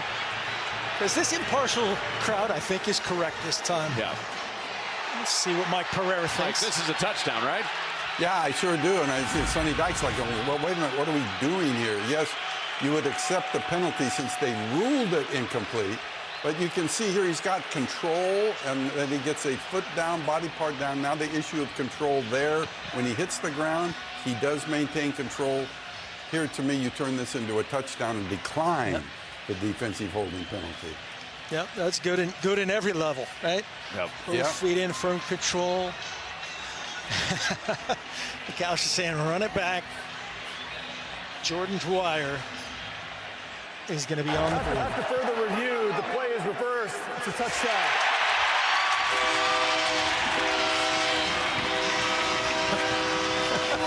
That man's fired up.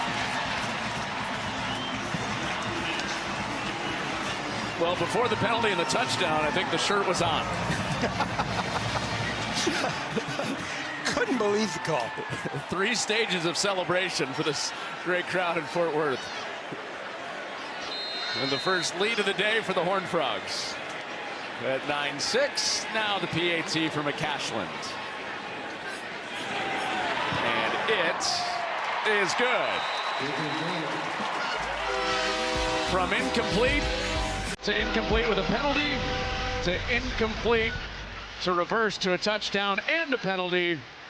And then shirts went flying at TCU. They lead 10-6. Oh boy, let's go. Fox College Football is sponsored by Geico. Switch and save, get more with Geico. First touchdown of the day for TCU. And they said give him hell over and over again. So 10-6 TCU in a game that they're trying to keep 2 in the loss column in the Big 12, which would keep them alive to go to Arlington for the Big 12 championship game. And this return out across the 25 near the 30 for Aiden Flora. Time for our Aflac trivia question. Flag is out. Get help with expenses. Health insurance doesn't cover with Aflac. How many current Big 12 schools have won an outright conference title since the league formed in 1996? So you just have to get the number, not all the teams. This looked like late action personal foul.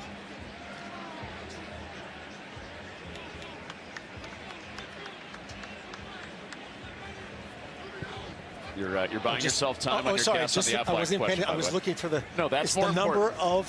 number of teams. Hold on. Is that, Hold on. Let's get this announcement. Stephen Barron's talking. After the play, personal foul, unnecessary roughness, number 33 of the kicking team. That 15-yard penalty will be added to the end of the run. Automatic first down. It's linebacker Max Carroll playing on special teams, so improved field position for Iowa State. Understandably, a little bit of a cluster getting us into that trivia question, but there's the personal foul. Right side of the screen. That's a little silly. All right, so the drive starts at the 44 for Iowa State, and Hansen is chased down. Zach Chapman coming off the edge. He is athletic. The Missouri City native coming off the edge, doing his best. Devin Deal chase him down for the backside impression right there. Missouri City, that's Beyonce's hometown. I did not know that. You are hip in many ways. Well, shouldn't have any problem getting information if you're from that hometown. Second down. There's Becht. Oh, Deal got slammed and the ball is dropped. Chase Sowell could have turned and had a first down after Iowa State did a good job on Deal. Just really good timing. Watch them chunk up top. This is their pass rusher, their threat. Carson Hansen, a quarterback's dream, chunk him right in front of you. Really good timing throw. Irako Becht just eyes to the tuck, finish drop by Chase Sowell. That's the 4th drop of the day for Iowa State. They have the 2nd most drops on the season in the Big 12. So 3rd and 11. And Becht goes right back to him. Sowell gets his revenge immediately. Same area of the field, same route, and he slips through for a first down. Exactly right. Good job by Rocco Becht going right back to him. You get edge pressure. Devin Deal coming off the edge. So well known. He's got to make up for that last play. Runs through that would-be tackler moving the chains. The kid from Humble, Texas. No hate. No H. They don't hate. No H. H is silent. Humble. Chase Sowell. TCU tried to get him out of the transfer portal. Ended up picking Iowa State.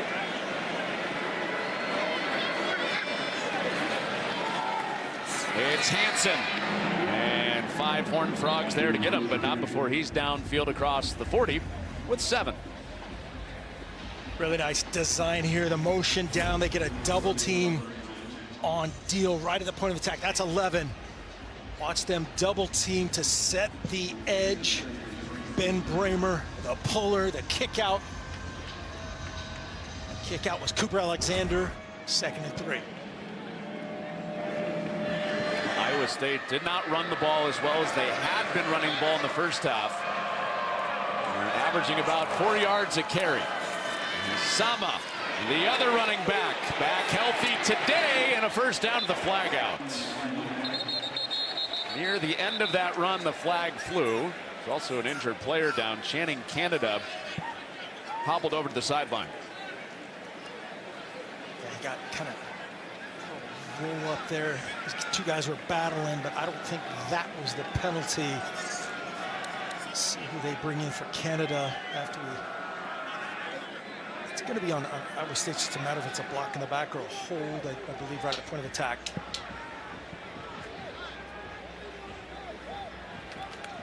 Back-to-back gashing runs there.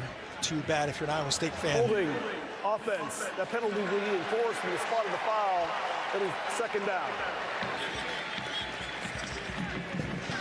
That's Canada, one of their starting corners for TCU. The hold backs up Iowa State. So well. Yeah, no doubt about it right there. And wow, that is a weird thing. It almost looked like he grabbed his hammy after being held. See if they attack this corner new into the game. Javon McIver is opposite Vernon Glover, the new corner into the game. And Hanson burrows ahead for not much. So third down ahead. Think about what Matt Campbell has done. Still 2 down territory.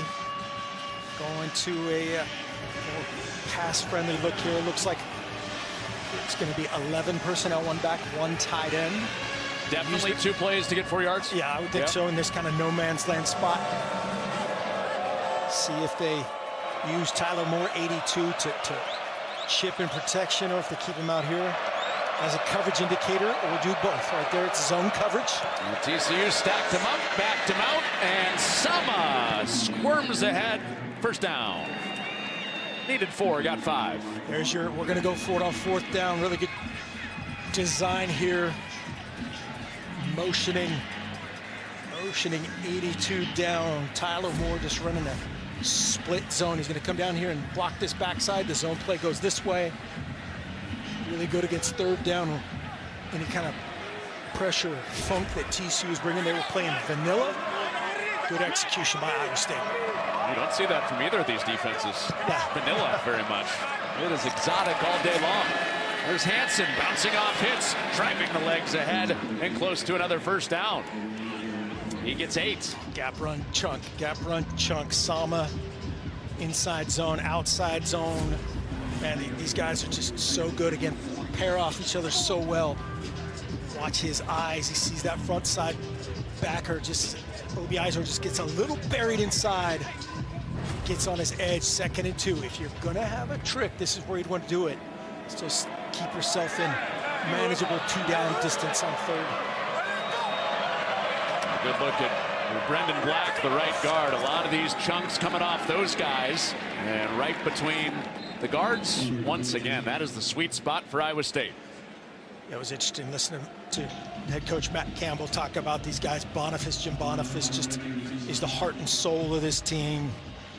Trevor Boer, Brendan Black, they take after their offensive line coach, I know very well. And they are personified. Ryan Clanton, just put your head down. Dirt dogs, play hard, finish right to the edge of the whistle. Ryan Clanton, Reese's Peanut Butter Cup eating champion. Guinness World Book of Records nominee. Here's Sama, and not much out there. They had the edge sealed, and he's swung down by Elarms Orr. Those active linebackers, their leading tackler is Elarms Orr. He makes one here. Yeah, Elarms Orr saying, hey, let's just end this. Both backers, watch these guys. This turns into a goal line drill, inside run. Obi Eisner sets him up, lets him run over the top. Really good tag team right there. Elarms Orr has 8 tackles, so he's halfway to what he's been at the last 2 weeks. Back-to-back 16 tackle games. Brings up the 11th play of the drive on 2nd down. And back to high ball. It's knocked up. It wasn't secured. It was! Bud Clark for the 2nd time today.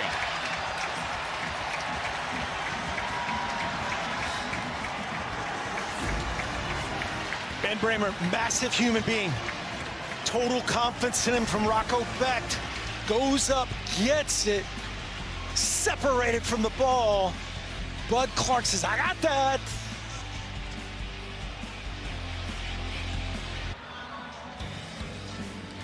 Here's who's going to end up with it. Bud Clark.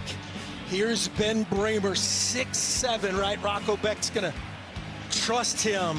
Vernon Glover has other ideas coming into the picture right to left. Going up and disrupts the catch point. A great effort by Bud Clark. Stretch out pick, high fives. Vernon Glover is a half a foot shorter than Ben Bramer. Went up to go get it. In a secondary that's anchored by their safeties, come up with their 2nd pick of the day, and flags are out. First play from Hoover to McAllister, and Trey Bell will be called for the flag for Iowa State. It's one of their favorite things to do in this spot. They've thrown that ball to McAllister off of a lot of different RPO actions. Here's the cut. Trey Bell, just a little hold on top. Realize he's beat inside. Pass interference. Defense, number 7. Ball will be placed at the spot of the foul. Automatic first down. Less than 15 yards, so it's a spot foul. But better than the band playing at the other end. Right. 6th penalty on Iowa State. The drive was moving for the Cyclones. They were getting it done on the grounds. And one that goes airborne is 2nd pick of the day for Bud Clark.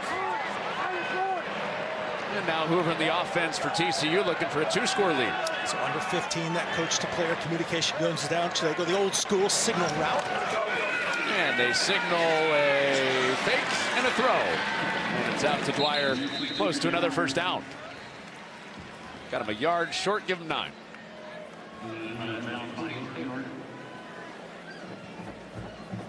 This TCU offense went without a touchdown in the first half and then converted on a 4th and 8 and put together a 15-play drive last time on the field. And a burst ahead for Jeremy Payne.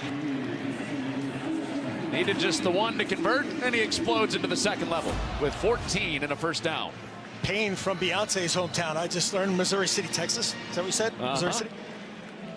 And great pad level, great ball security when you come in as a backup. That's job number 1. Take care of the rock. Injured player Josh Patterson.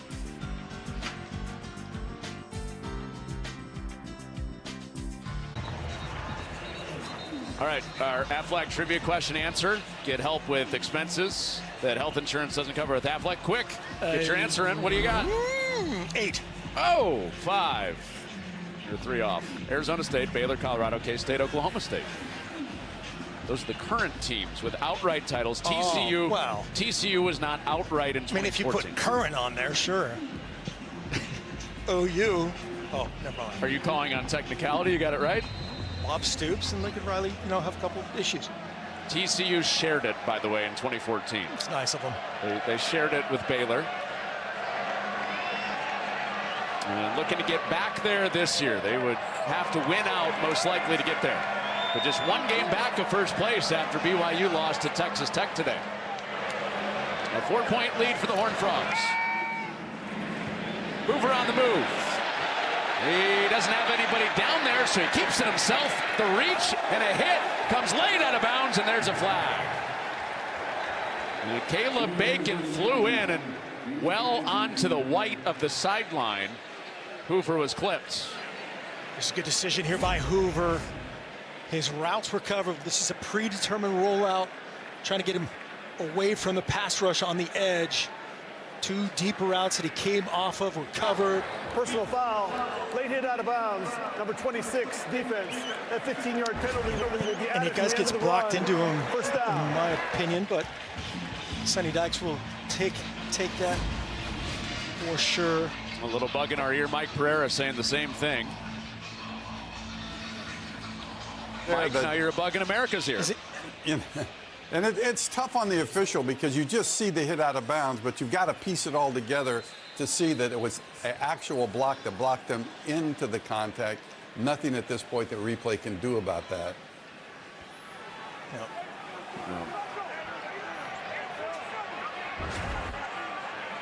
So 11-yard gain, tack it on with the late hit. And Payne, who had the block to free Hoover, now gets to carry himself. And he's got 7. Jeremy Payne, man, you're discovering something here. You get a chance. Barnes banged up. Battle, coming in relief. Caleb Bacon is down, but Jeremy Payne, he is back healthy, and you understand why they're so excited about him. It's a great cut.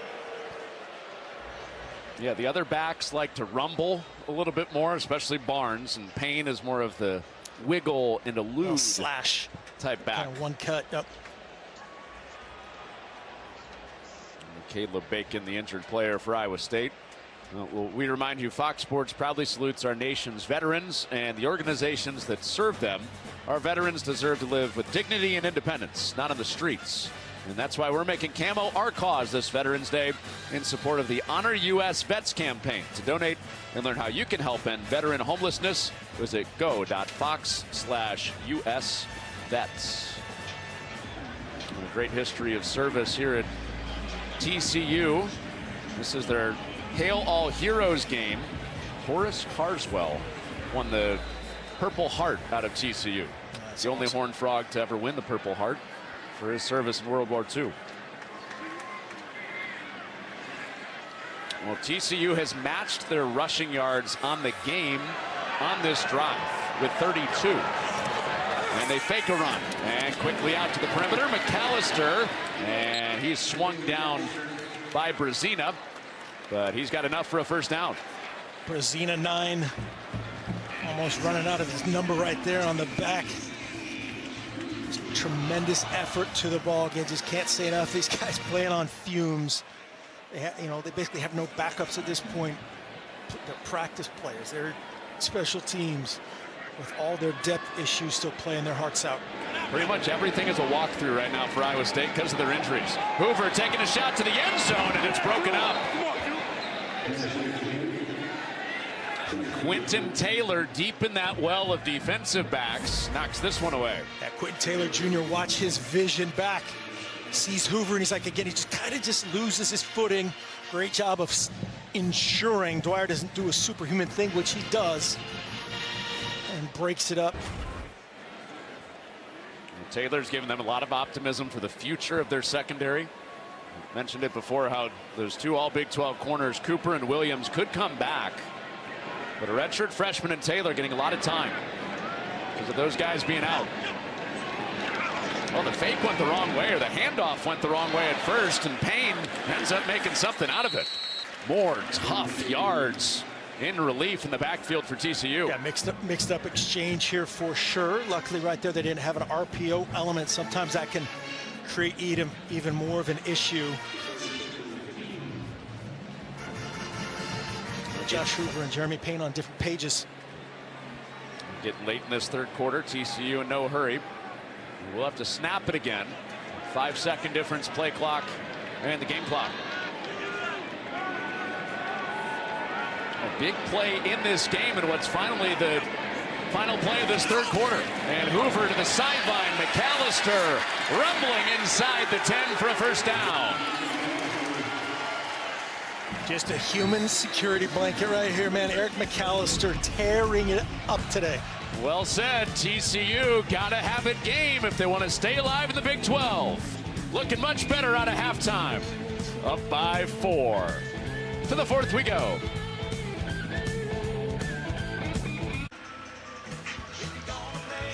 Well, Mark Helfrich, you got a little Western in you. Love it. You've done a little roping in your time. Very little, yes. I know you can appreciate this trip here, though. Absolutely. Well, this is the big picture of what's on the line here in the fourth quarter. TCU hanging on with 7 teams in the race for Arlington. And it comes down to this fourth quarter with TCU driving up 4. Gotta finish here if you're TCU. Sonny Dykes. 10-6, a one-score game. Iowa State loves that situation. Can they get a stop? Everhart across the formation, first down and goal. Pump, Hoover flies it long and incomplete. So right there, trying to get a double move to Eric McAllister. So they were sliding after the motion with Everhart. Pump fakes it to him. Defensive carrier John Haycock and company double teaming McAllister, forcing the throwaway from Hoover. Understandable, you double team him. Amen. A career high 10 catches for 99 yards. The catches are career high, the yards are not for McAllister. All that to say he's having a big day. It's Wildcat, and Iowa State's ready for it with Battle taking the direct snap. Flag is out on what would be a 3rd and goal from the 3. That spot's about to move. Yes, you can see multiple. Offense, number 51, 10-yard penalty, second down. Colton Derry, good that he's back in there. Bad that He's flagged there, and he was shocked like most offensive linemen are. They can't believe it. Back in at center. Just working the nose. Just his hands outside. That opens up that interpretation. You can see why they called that. He will disagree. Oh, massive penalty, backing it up to the 17 with field goals, even at this range, not being a layup for TCU. We already saw him doink one before halftime from short range. So at minimum looking for a touchdown lead, and that throw is off target. It took Dwyer upfield, and they can't do anything with it. Third down. This is one of those just throw and catch, just money plays here, just easy money layups. This is those ones you count as run game. Josh Hoover is disappointed in himself right there, giving himself the clap and the international my bad signal there to Dwyer. Well, you don't see him miss those. No. Well, one of the best around, Josh Hoover. Facing a third down and goal, holding backed him up to the 17. Payne back in there.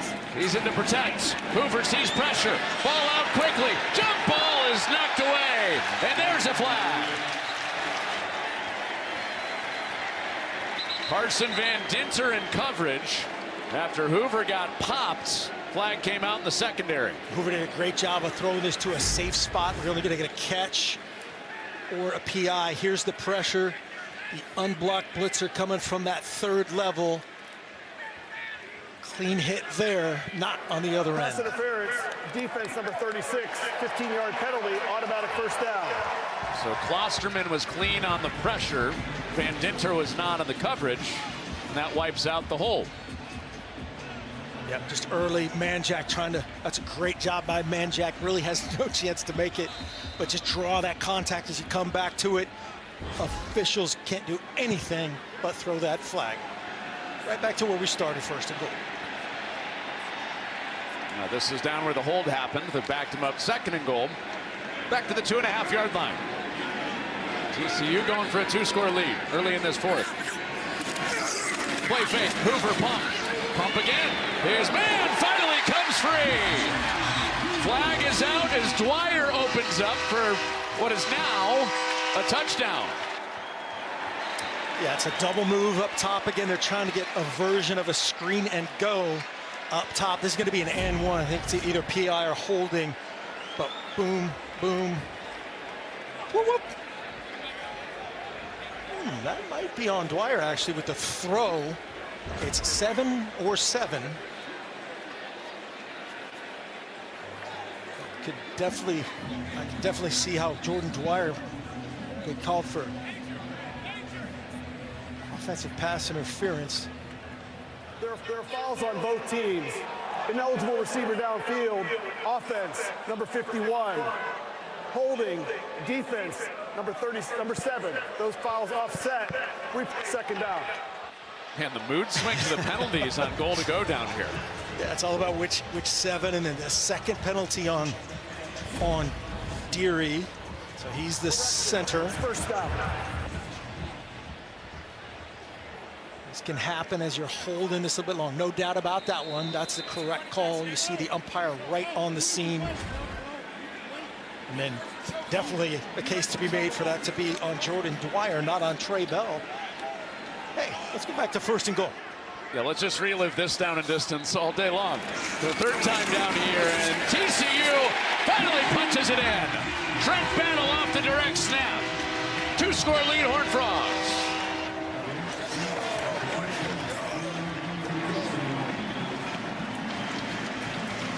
Cade Bennett, Ben Taylor, Whitfield, Deary. Great push inside here for the Wildcat. Finished by Trent Battle. It's the front, the left side of this offensive line. Watch the push. Gaping hole. And then Manjack looking like Connor Unner does this like little spring off the ground thing that just makes my back hurt. A little bit of gymnastics from Manjack. Do not try it at home. And even with Mark's comment, I have not tried it at home. The extra point is good. 17-6. Trent Battle, who Sonny Dykes told us this week, I trust this guy in big spots with my life. They give him the ball on the goal line, pays off that trust. 2-score lead, TCU.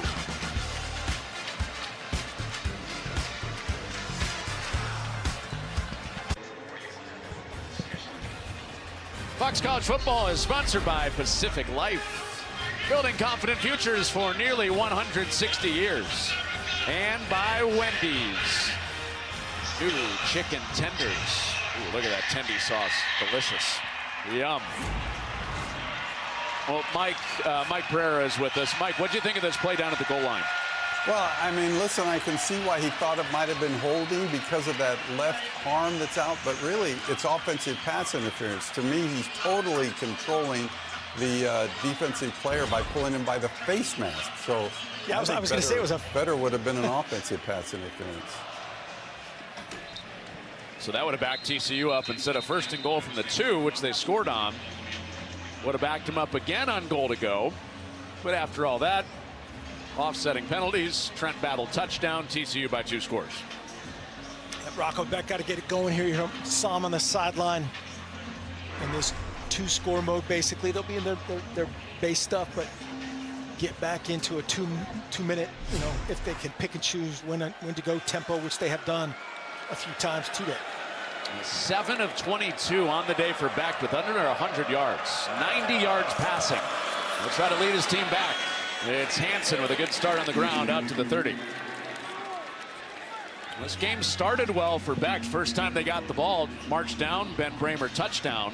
Since then, TCU's defense has been awesome. Here's their tempo into their quads, bunch up, stop. Oh. And knocked away. You know who that is, Devin Deal.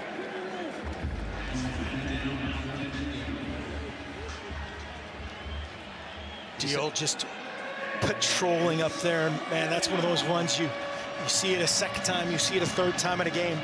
He triggered up there. That could have been a pick going the other way. He has had so much fun out there this year, roving around.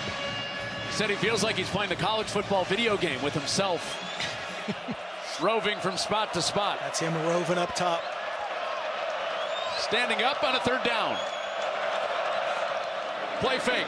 Bex, little shoulder shake. Now he steps up, runs with the first down, and this breaks for much more as he slides across midfield.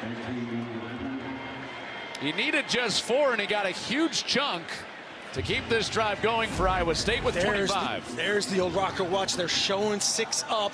They bluff, drop out of it. He gets tricked a little by the coverage, but knows I can replace that. All those linebackers running out of it to be in coverage. They don't match him. There's the old Rocco Beck to cross a 50. He's been dealing with some injuries, so hasn't run quite as much. But a big play with his legs, and this creases Carson Hansen to the 2nd level. No explosives all day long, and all of a sudden, 2 in a row for Iowa State. Rocco Beck, massive run. Carson Hansen, massive run back to back. Great kick out that time by Tyler Morse. 25 yards, then 24 yards. Back to Hansen, back to back. And this moves forward for Hansen to 2nd down. Biggest thing here again for Rocco Beck and company. It's a 2-score game. Any score helps them here. Right down 11. They've got a touchdown, 2-point conversion, field goal, combination. However it comes, just don't force it at this point. You got those points in the bank. Well, it's been a turnover-heavy game. Both teams have given it away twice. Flora in the backfield. Now the walk-on running back. Sidecar with Bex, who takes a low snap. Oh, boy. He steps out of deal and gets it away cleanly with a flag out. The flag is down on Jamel Johnson, you would think. He was tangled up with Tyler Moore. Jamel Johnson is an NFL safety. Pass interference. Defense, number 2. Ball replaced at the spot of the foul. First down. So you want to be a quarterback, right? You get their best player, Devin Deal, coming off the edge, basically untouched. The tackle couldn't react to it. There he is now on the ground. Rocco Beck, again, breaks contain. And here's the pressure off that backside. Just the left hands of James Neal. The third, and they're calling the grab at the waist. Yeah. So it makes it a first down as Hansen has a few on the ground. And Sonny Dykes was wondering, is that catchable? But when in doubt, the officials go toward catchable. The grab and restrict is supposed to be a significant restrict. And I could see why he might be mad at that one. I could see why he also got away with the one in the other end zone. So probably evens out there. Mike agreed. And I got a new quarterback. Alex Mansky is in the game at quarterback. The freshman quarterback gives him a bigger body at 225 pounds, and they do run him. Mansky is popped. He does finish forward, but paid the price. It was Max Carroll up to pop him. Carroll, Bud Clark triggering Mansky, 225 and a collision. Bud Clark low, Carroll high. See what you got on third down, saying if they bring in, comes Rocco Becht. Mansky went out, Becht is back in. A drive that's moved as well as any today for Iowa State. Bramer's here, inside slot. He had the only touchdown of the day for Iowa State. Bramer back in the first quarter. Becht, quick set, a line drive to the sideline. They can get a first down here, and he does have it. And Chase Sowell, the Texas native, first and goal. Really nice execution, just a push vertical flat route. That was the same play they ran to not get it on the fourth down earlier. Really nice execution, money on the line down. Iowa State has been searching for a month. 4 losses in a row after a 5-0 start. And trying to spoil what TCU hopes is a run to the Big 12 title game with everything in front of them in this final month. A drive that reaches its 9th play. It's Hansen driving, reaching, didn't quite get there. One spot said touchdown. The other spot on the near side said down at the half-yard line. That's what they go with. Just a really disciplined carry right there. Carson Hansen is not going to reach the ball unless it's fourth down or end-of-game situation right there. Great job securing the football, the most important thing in that guy's program. At least a couple of plays to try to get a yard. All the big bodies in. Becht didn't get there. Becht is short. The big bodies in for TCU, forcing a third down. Just a mass of humanity right there. Going low, it's Dimba, it's Marcus Deal. Extra offensive line, extra defensive line going in that goal line. He's coming out now. What do you like, sneak here or something else? They are really good at the gap runs. I think against TCU, also that edge. They got a big boy here. It's Hansen at running back. It's Hansen fighting to the goal line. He's in to score for Iowa State. Back to a one-score game in Fort Worth.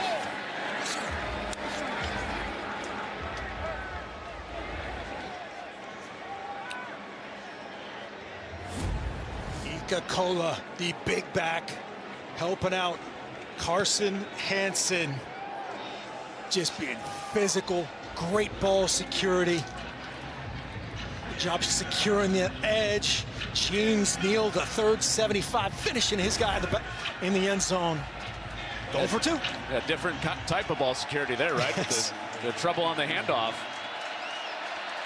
So a third different quarterback we see on this drive. This is Connor Moberly. Backed up there. Version of Philly special? No, keep it. And Moberly won't get there.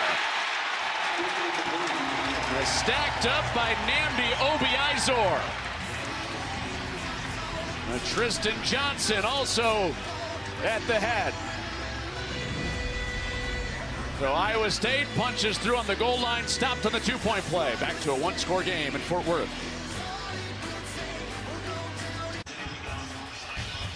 Fox College Football is sponsored by Geico. Switch and save. Get more with Geico. Mark Elfrich, Connor Onion, Carson Hansen for 6. Could have been 8.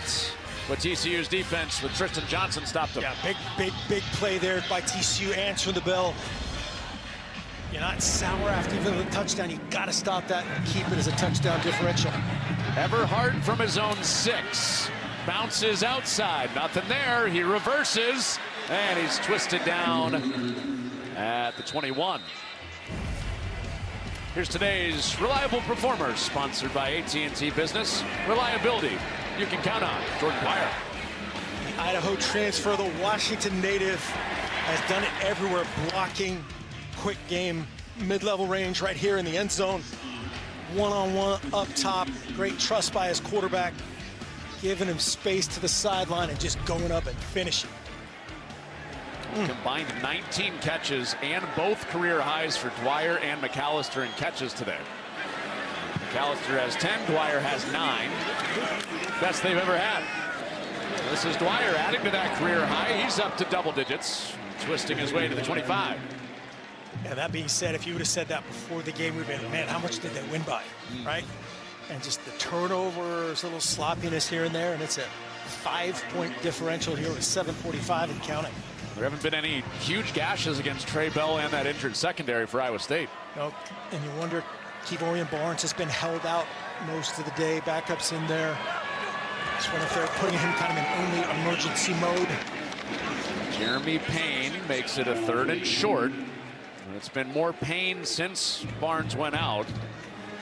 And a big 3rd and 3 as we approach 7 minutes in this third. This down and distance has just been RPO specials to McAllister, to Dwyer.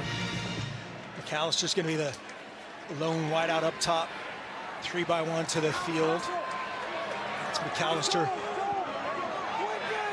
One of the best third down passers in America. Empties it out. It's Josh Hoover on a 3rd and 3. Over the middle. Tight window. And it was tipped and knocked away. Oh, great play by the secondary again. Drew Surges for the 2nd time today. Safety number 27, I think, in the rotation at this point. Just great recognition of the situation. 3rd and 3. Who that is, what the route structure could be. He drives on it. Perfect timing. Berzina on the scene, and he rips it out, starting the chainsaw. So Iowa State will get it back. Quick work by their defense after scoring the touchdown to make it 1 score again. And Flora, returnable punt, out of the first search. He's got space, cuts it back. There goes Flora, the walk-on with a huge play to give Iowa State the lead. 78 yards.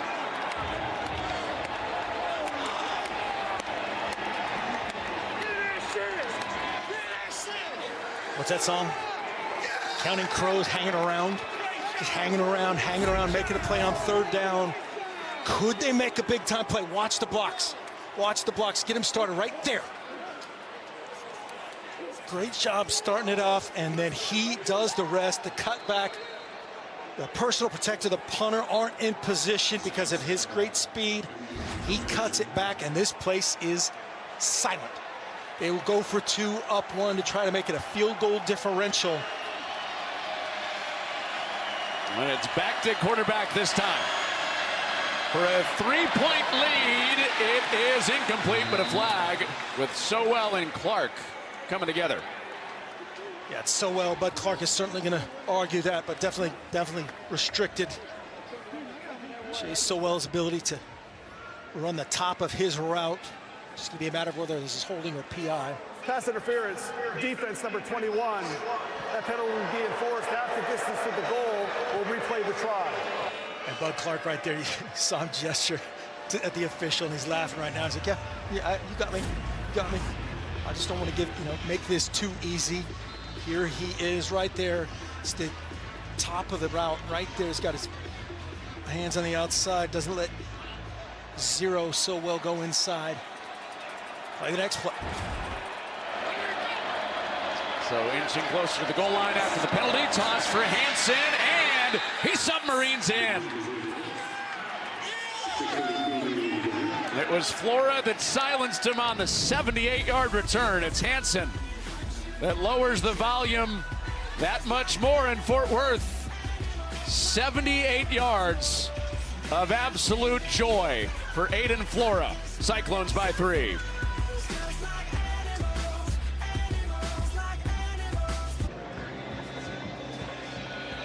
Aiden Flora, small town kid from Home Iowa. run hitter. Yep.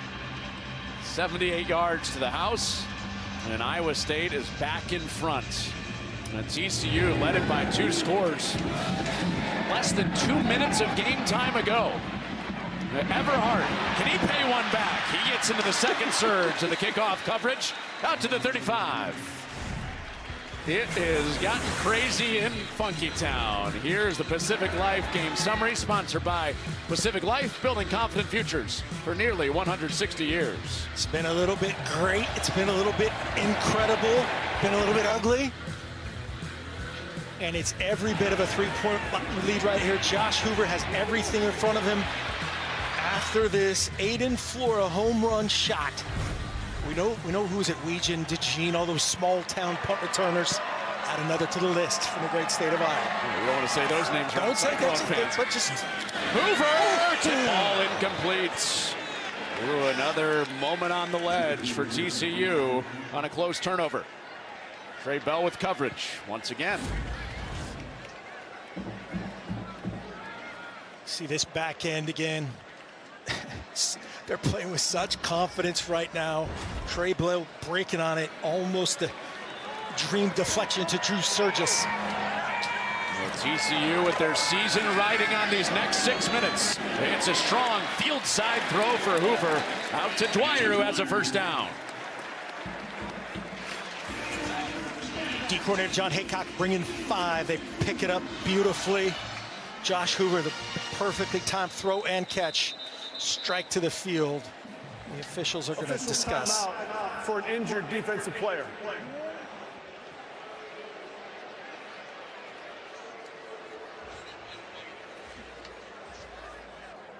Marcus Neal is the injured player for Iowa State. After Dwyer picked up his 11th catch to add to his career high. That's just one-on-one routes. Let go before he gets out.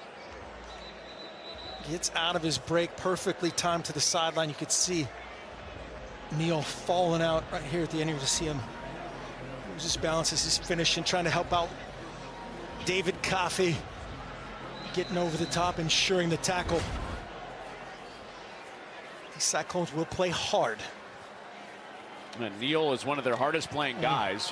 He's back up, getting hydrated after he was the injured player. Approaching midfield on a 1st and 10. Hoover looking for a snatch him back, go-ahead drive after Iowa State just took the lead. And it's Payne, another strong run.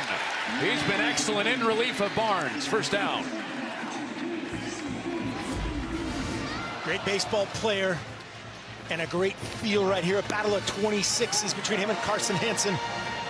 First down. Here they go with a little tempo. Payne hits that hole hard. Shedding tacklers. Jeremy Payne, a revelation in the second half, and the ball comes out. Iowa State has it. Trey Bell knocked it free. The ruling on the field is a fumble recovered by the defense. First down, Iowa State. It was Drew Surgis at the bottom of the pile with the 3rd takeaway of the day for the Cyclones. Said the great things about Jeremy Payne. Had been outstanding. Handled the rock heartbreak in Fort Worth. Watch Trey Bell coming in. Just a little bit low and loose to the ball security. Wrist below the elbow right there. Starting the chainsaw, rips it out. Almost does a DIY recovery. Surgis says, I got you. I got you, Trey. That is textbook strippage, not textbook ball security. Wow. Back, forth, back, forth. Was that TCU's hopes of a Big 12 title just being jarred free? Now they have to come up with a stop. 5:11 to go, and Hansen ahead for a few. Everything in front of TCU. If they can win today, they get 1 loss, BYU, Houston with 2 losses in the league, and then Cincinnati. All contending teams. in the Big 12. But Rocco Becht in Iowa State scored 14 points in 140. And now back with the ball. Rocco Becht trying to bring him back to the hook. Hey guys, just a reminder, I'm gonna milk this all the way down. Don't want to keep those offensive linemen in their stances forever. It's a veteran move. Now milk it. Inside 5 on the clock is when they get it set, and Hansen is swarmed. So TCU now a play away from getting it right back after Elarm Zor is in the backfield. Bramer coming in, the much more athletic tight end between him and Cooper Alexander. See what they have in store here for 3rd and 6. Let's track it just like Iowa State is. Where is Devin Deal? Where is he going to line up? Right now they're getting this call from the sideline. He'll be up to the top side. Yep. The most disruptive 3rd down player in a 2-point stance up top side. On a 3rd down. Becht over the middle, zings it in. A clutch throw for Rocco Becht to Eli Green, who didn't have a catch before that. This one moves the chains. You just feel like the revitalization of Rocco Becht is happening right here. The command, the confidence, getting through his progression, and just a strike right on the inside armpit, an absolute dime when they needed it most. They protected, eliminated Devin Neal from the picture. Big time play. So that'll chew a bunch more clock. And 2 takeaways from Trey Bell alone in the secondary today for Iowa State. And this ball was juggling at the end. Hansen almost put that in the deck. Version of split zone. Carson Hansen doing the glove wipe. He's getting the lion's share of carries today. Well, a 3rd straight game with over 100 yards, playing the best of his career right now. When you're being mentioned with Brees Hall, you're pretty good, and these guys get combined. Carson Hansen, Abu Sama, really solid. How about all the Brees Hall jerseys we saw driving into the stadium today? Not Iowa State Brees Hall. It's Hansen. Shouldering the load again. 3rd down. That'll come after the 2-minute timeout unless Sonny Dykes takes one. Really nice job. Got to give props to Tyler Moore there in the back block. They start him in motion. That split zone look, setting up a not quite 3rd in the ball game. Season will come down to the final 2 minutes for TCU, needing to keep that 2 in the loss column to get to Arlington.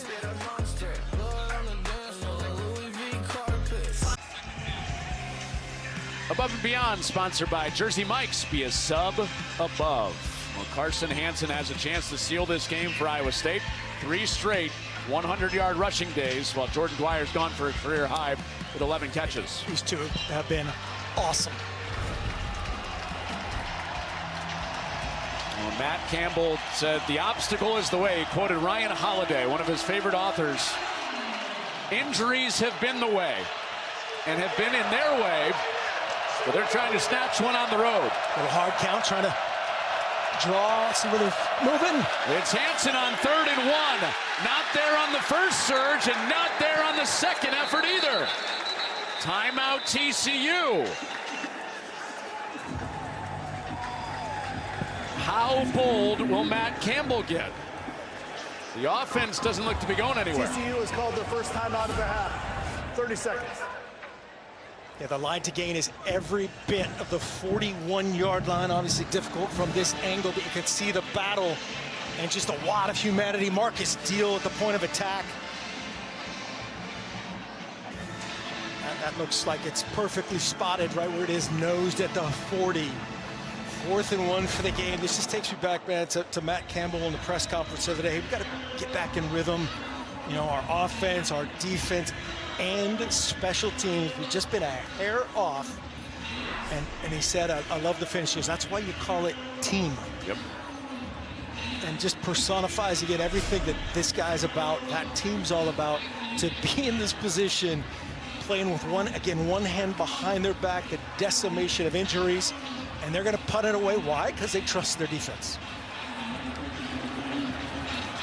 They'll send Tyler Perkins out. An Iowa State defense that has come up with 3 takeaways today. The Mount Union stalwart puts his analytics book in the toilet. And timeout Iowa State. Get a chance to see the TCU look. Iowa State has called their first timeout of the half. 30 seconds.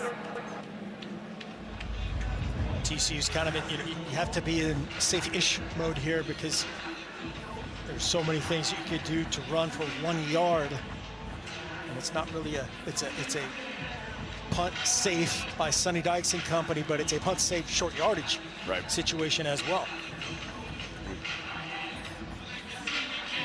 We'll start your Saturday strong as Michigan clashes with Northwestern at historic Wrigley Field. It all starts with Big Noon Kickoff at 10 Eastern, live from Chicago. And then it's Michigan Northwestern, Big Noon Saturday, only on Fox, led by the one and only Rob Stone. The host of Big Noon, that guy is excellent. Anybody know that guy? Tremendously good looking. Well, offense is back on the field after the timeout. Of course it is. Hack. Beck snaps it. He runs out the back door. He's got the first down and slides at the 50.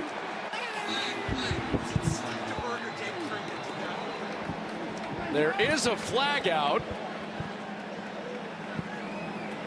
So let's check on that. Did Beck get hit late? I think Beck got kind of just rolled up on after he committed himself as a slider, is what it looked like. There is no foul on the play. The result of the play is the first down. And they decided to pick it up. Man, that's offensive coordinator Taylor Mauser drawing one up in the dirt. A little keeper. It's like one of those plays that goes for like 90 yards. And look at that, nothing.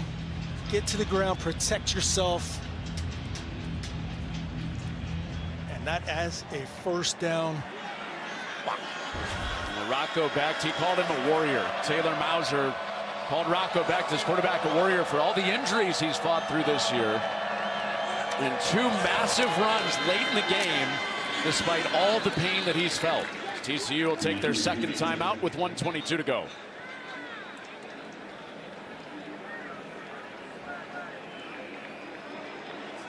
TCU has called their second time to half. 30 seconds.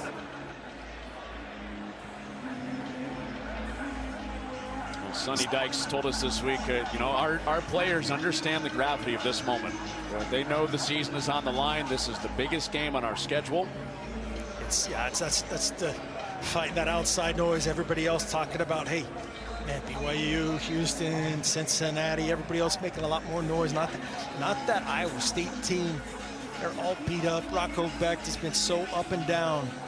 Man, whew, college football. Well, Jamel Johnson, Bud Clark, the guys that we've seen make impactful plays today in the secondary, are very good at the punch out. Ball security has to be perfect for Iowa State. TCU will be desperate on these final couple snaps. It's basically goal line mode here. Iowa State any form of a first down and it's over. And Hansen does go to the ground, ball in hand. Timeout for TCU, their last of the night.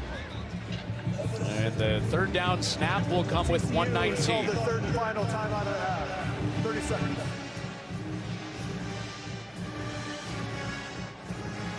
This is the picture. The Big 12 island of survivors is at 7. Will one get voted off? Wider and wider and wider and wider. Houston surviving last night. It was 7-2 Iowa State against 7-2 Arizona State in last year's Big 12 championship game. Well, it looks like we might be headed back for something similar.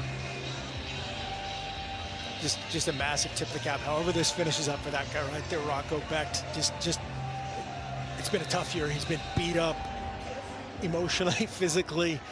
Should we replace him? And then today, just when it had to happen, it was in the right spots. Not pretty, definitely gritty. 9 of 24. Well, for those of you tuning in for Arkansas and Michigan State men's basketball, it's currently on FS2 and the Fox Sports app. We'll get you right out there right after this game comes to an end. 1:19 until that. Third down, TCU with no timeouts. They get a stop on this third down. And now the difference in play clock and game clock, about 20 seconds. Carson Hansen did a good job securing that. Got to be inside the block there, Brendan Black. Speaking of basketball, can I propose something? Can we not show basketball scores during football season? Nobody scores 100. Wait, Alabama scores 100 points? No, that's basketball. That's basketball. At least during the regular season. I can understand after that. Come on. I hear you. I hear you. I said 20 seconds, about a 30-second difference here. And the game clock and the play clock.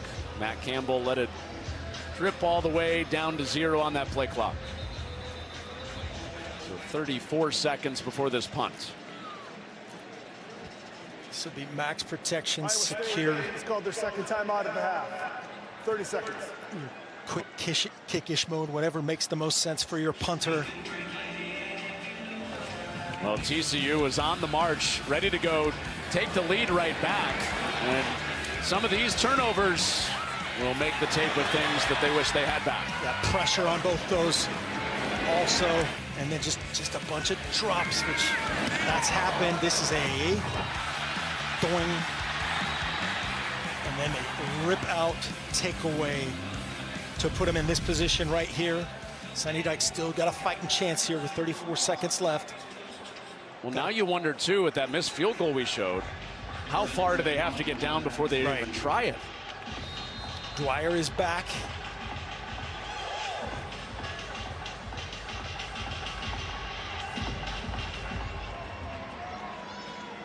J.P. Richardson took one back for TCU last year on punt return. They don't have one yet this year, and they won't have one here. It'll be 85 yards of field to work with 26 seconds to deal with for TCU. Perfectly executed by Iowa State, protected it, got it out quickly and cleanly, forcing the fair catch. Gold. Well, Josh Hoover, more robust numbers passing than Rocco Beck to 291. Clock to 27 seconds. 2 seconds. But his hopes and dreams of going to the Big 12 championship and maybe a playoff come down to 27 seconds. Chasing 3. On empty on first down. Hoover gets it away. It's caught. Can he get out of bounds? They have no timeouts. Moving backwards. Oh, he is going to call him out of bounds. He was moving backwards, looked like under control. That's why initially they wound it. She kind of talked into calling it out of bounds. Well, that was just to move the no, they do snap it. Clock moves, and the throw is incomplete. The DJ Rogers rushing up the sideline in 10 seconds to go for TCU. Yeah, they did just stop that for the first down, and not for the out of bounds. That shoot up a couple of more seconds for TCU. And needing a miracle now. No timeouts, 10 seconds, down 3. Safety's about 30 yards deep right here. Full prevent mode, trying to get home with basically a 2-man rush right here. They've got 1 spy, 2 rushers. Hoover back shoulder incomplete. And the clock reads 5 seconds, so probably the final play right here. Yeah, Quinn Taylor Jr. trying to end that. Saw him working their end of game specials here yesterday. This is just going to be, they've got a couple versions of your, pitch and pitch and Cal Stanford laterals. Backward pass. So the game comes down to the final play. Hoover throws it incomplete, or is it picked? Regardless, the game is over. Quentin Taylor is there, and Iowa State has stopped their 4-game losing streak. They play spoiler at TCU.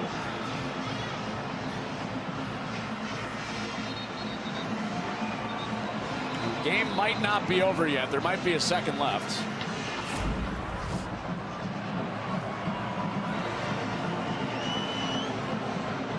Taking a look here as to whether or not, if it was caught, it looks like the ball hits the ground. And our referee, Stephen Barron, just said there's one second left, and yeah, might be worth looking at again, yeah. Take a look, here's the clock. Game clock, bottom right. Did the nose of the football ever get there?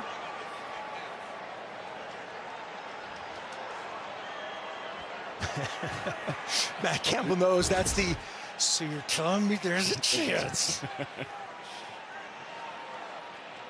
Hoover Magic? Well, that was the 1 second, and definitely should take a look at that again. Which is, now Matt Campbell's going to take a timeout to make sure everybody is over the emotion. Third and final timeout of the half. Get everybody organized and leave no doubt here to finish this thing out.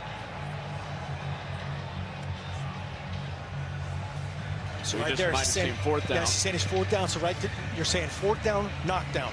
The ball's in the air. It's fourth down, knockdown. So if there's any ball that is at risk, you want it to hit the ground. Don't tip it up. Tip. Create some miracle finish here. And here's another angle. Oh, maybe he kept it. Oh, okay. Just raised the grass. Just got it. Yep. All right. So 1 second. Got the young guys. So much emotion, man. Just oozed off of that sideline. They'll drink again in Ames. They'll do a double dip on the cheers if they finish this twice. One quick moment of relief there, but one more play to go. 1 second left. Josh Hoover underneath McAllister. Now the flip. Manjack throws it back. It's Hoover throwing across the field. No time on the clock. It's got to be a miracle for TCU. It's Rogers, the tight end, running. Does he have options behind him? He flips it back again. All this for not much yardage. Now Manjack moves ahead. He flips it, it's out of bounds, and that's the game. Worth the wait for Iowa State. A month since their last win. And they beat TCU on the road 20-17.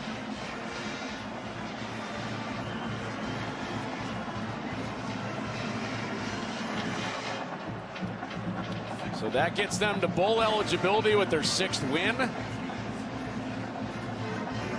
And likely eliminates TCU from the Big 12 title picture. Massive credit to this Iowa State team. Comes down to Eric McAllister. After 7 million plays today, Manjack ran a little triple option trying to find the speedster, but just total credit to this Iowa State team. Staying focused, staying positive. The thing that stuck with me last week with their meetings, Matt Campbell, John Haycock, they both said, it's just amazing to be a part of this when everybody comes to work thinking it's their fault. That's huge. Yep. That's huge. That's all in. That's selfless. That's team. And that overcomes, on paper, those 2 dreaded words, on paper, the quote-unquote better opponent. That long-waited smile for Matt Campbell. How about Aiden Flora? Play that he made, the walk-on with the punt return touchdown of 78 yards to flip this game and end the losing streak for Iowa State. That snaps a years-long winning streak at home for TCU. 20-17 our final. Another fascinating day in the Big 12. Honored to be a part of it. Mark Elfridge, Connor Onion, Joe Williams, our producer, Tyler Dare, our director. Thanks to our wonderful Fox Sports crew. Coming up next, it's Arkansas, Michigan State men's basketball right after these messages.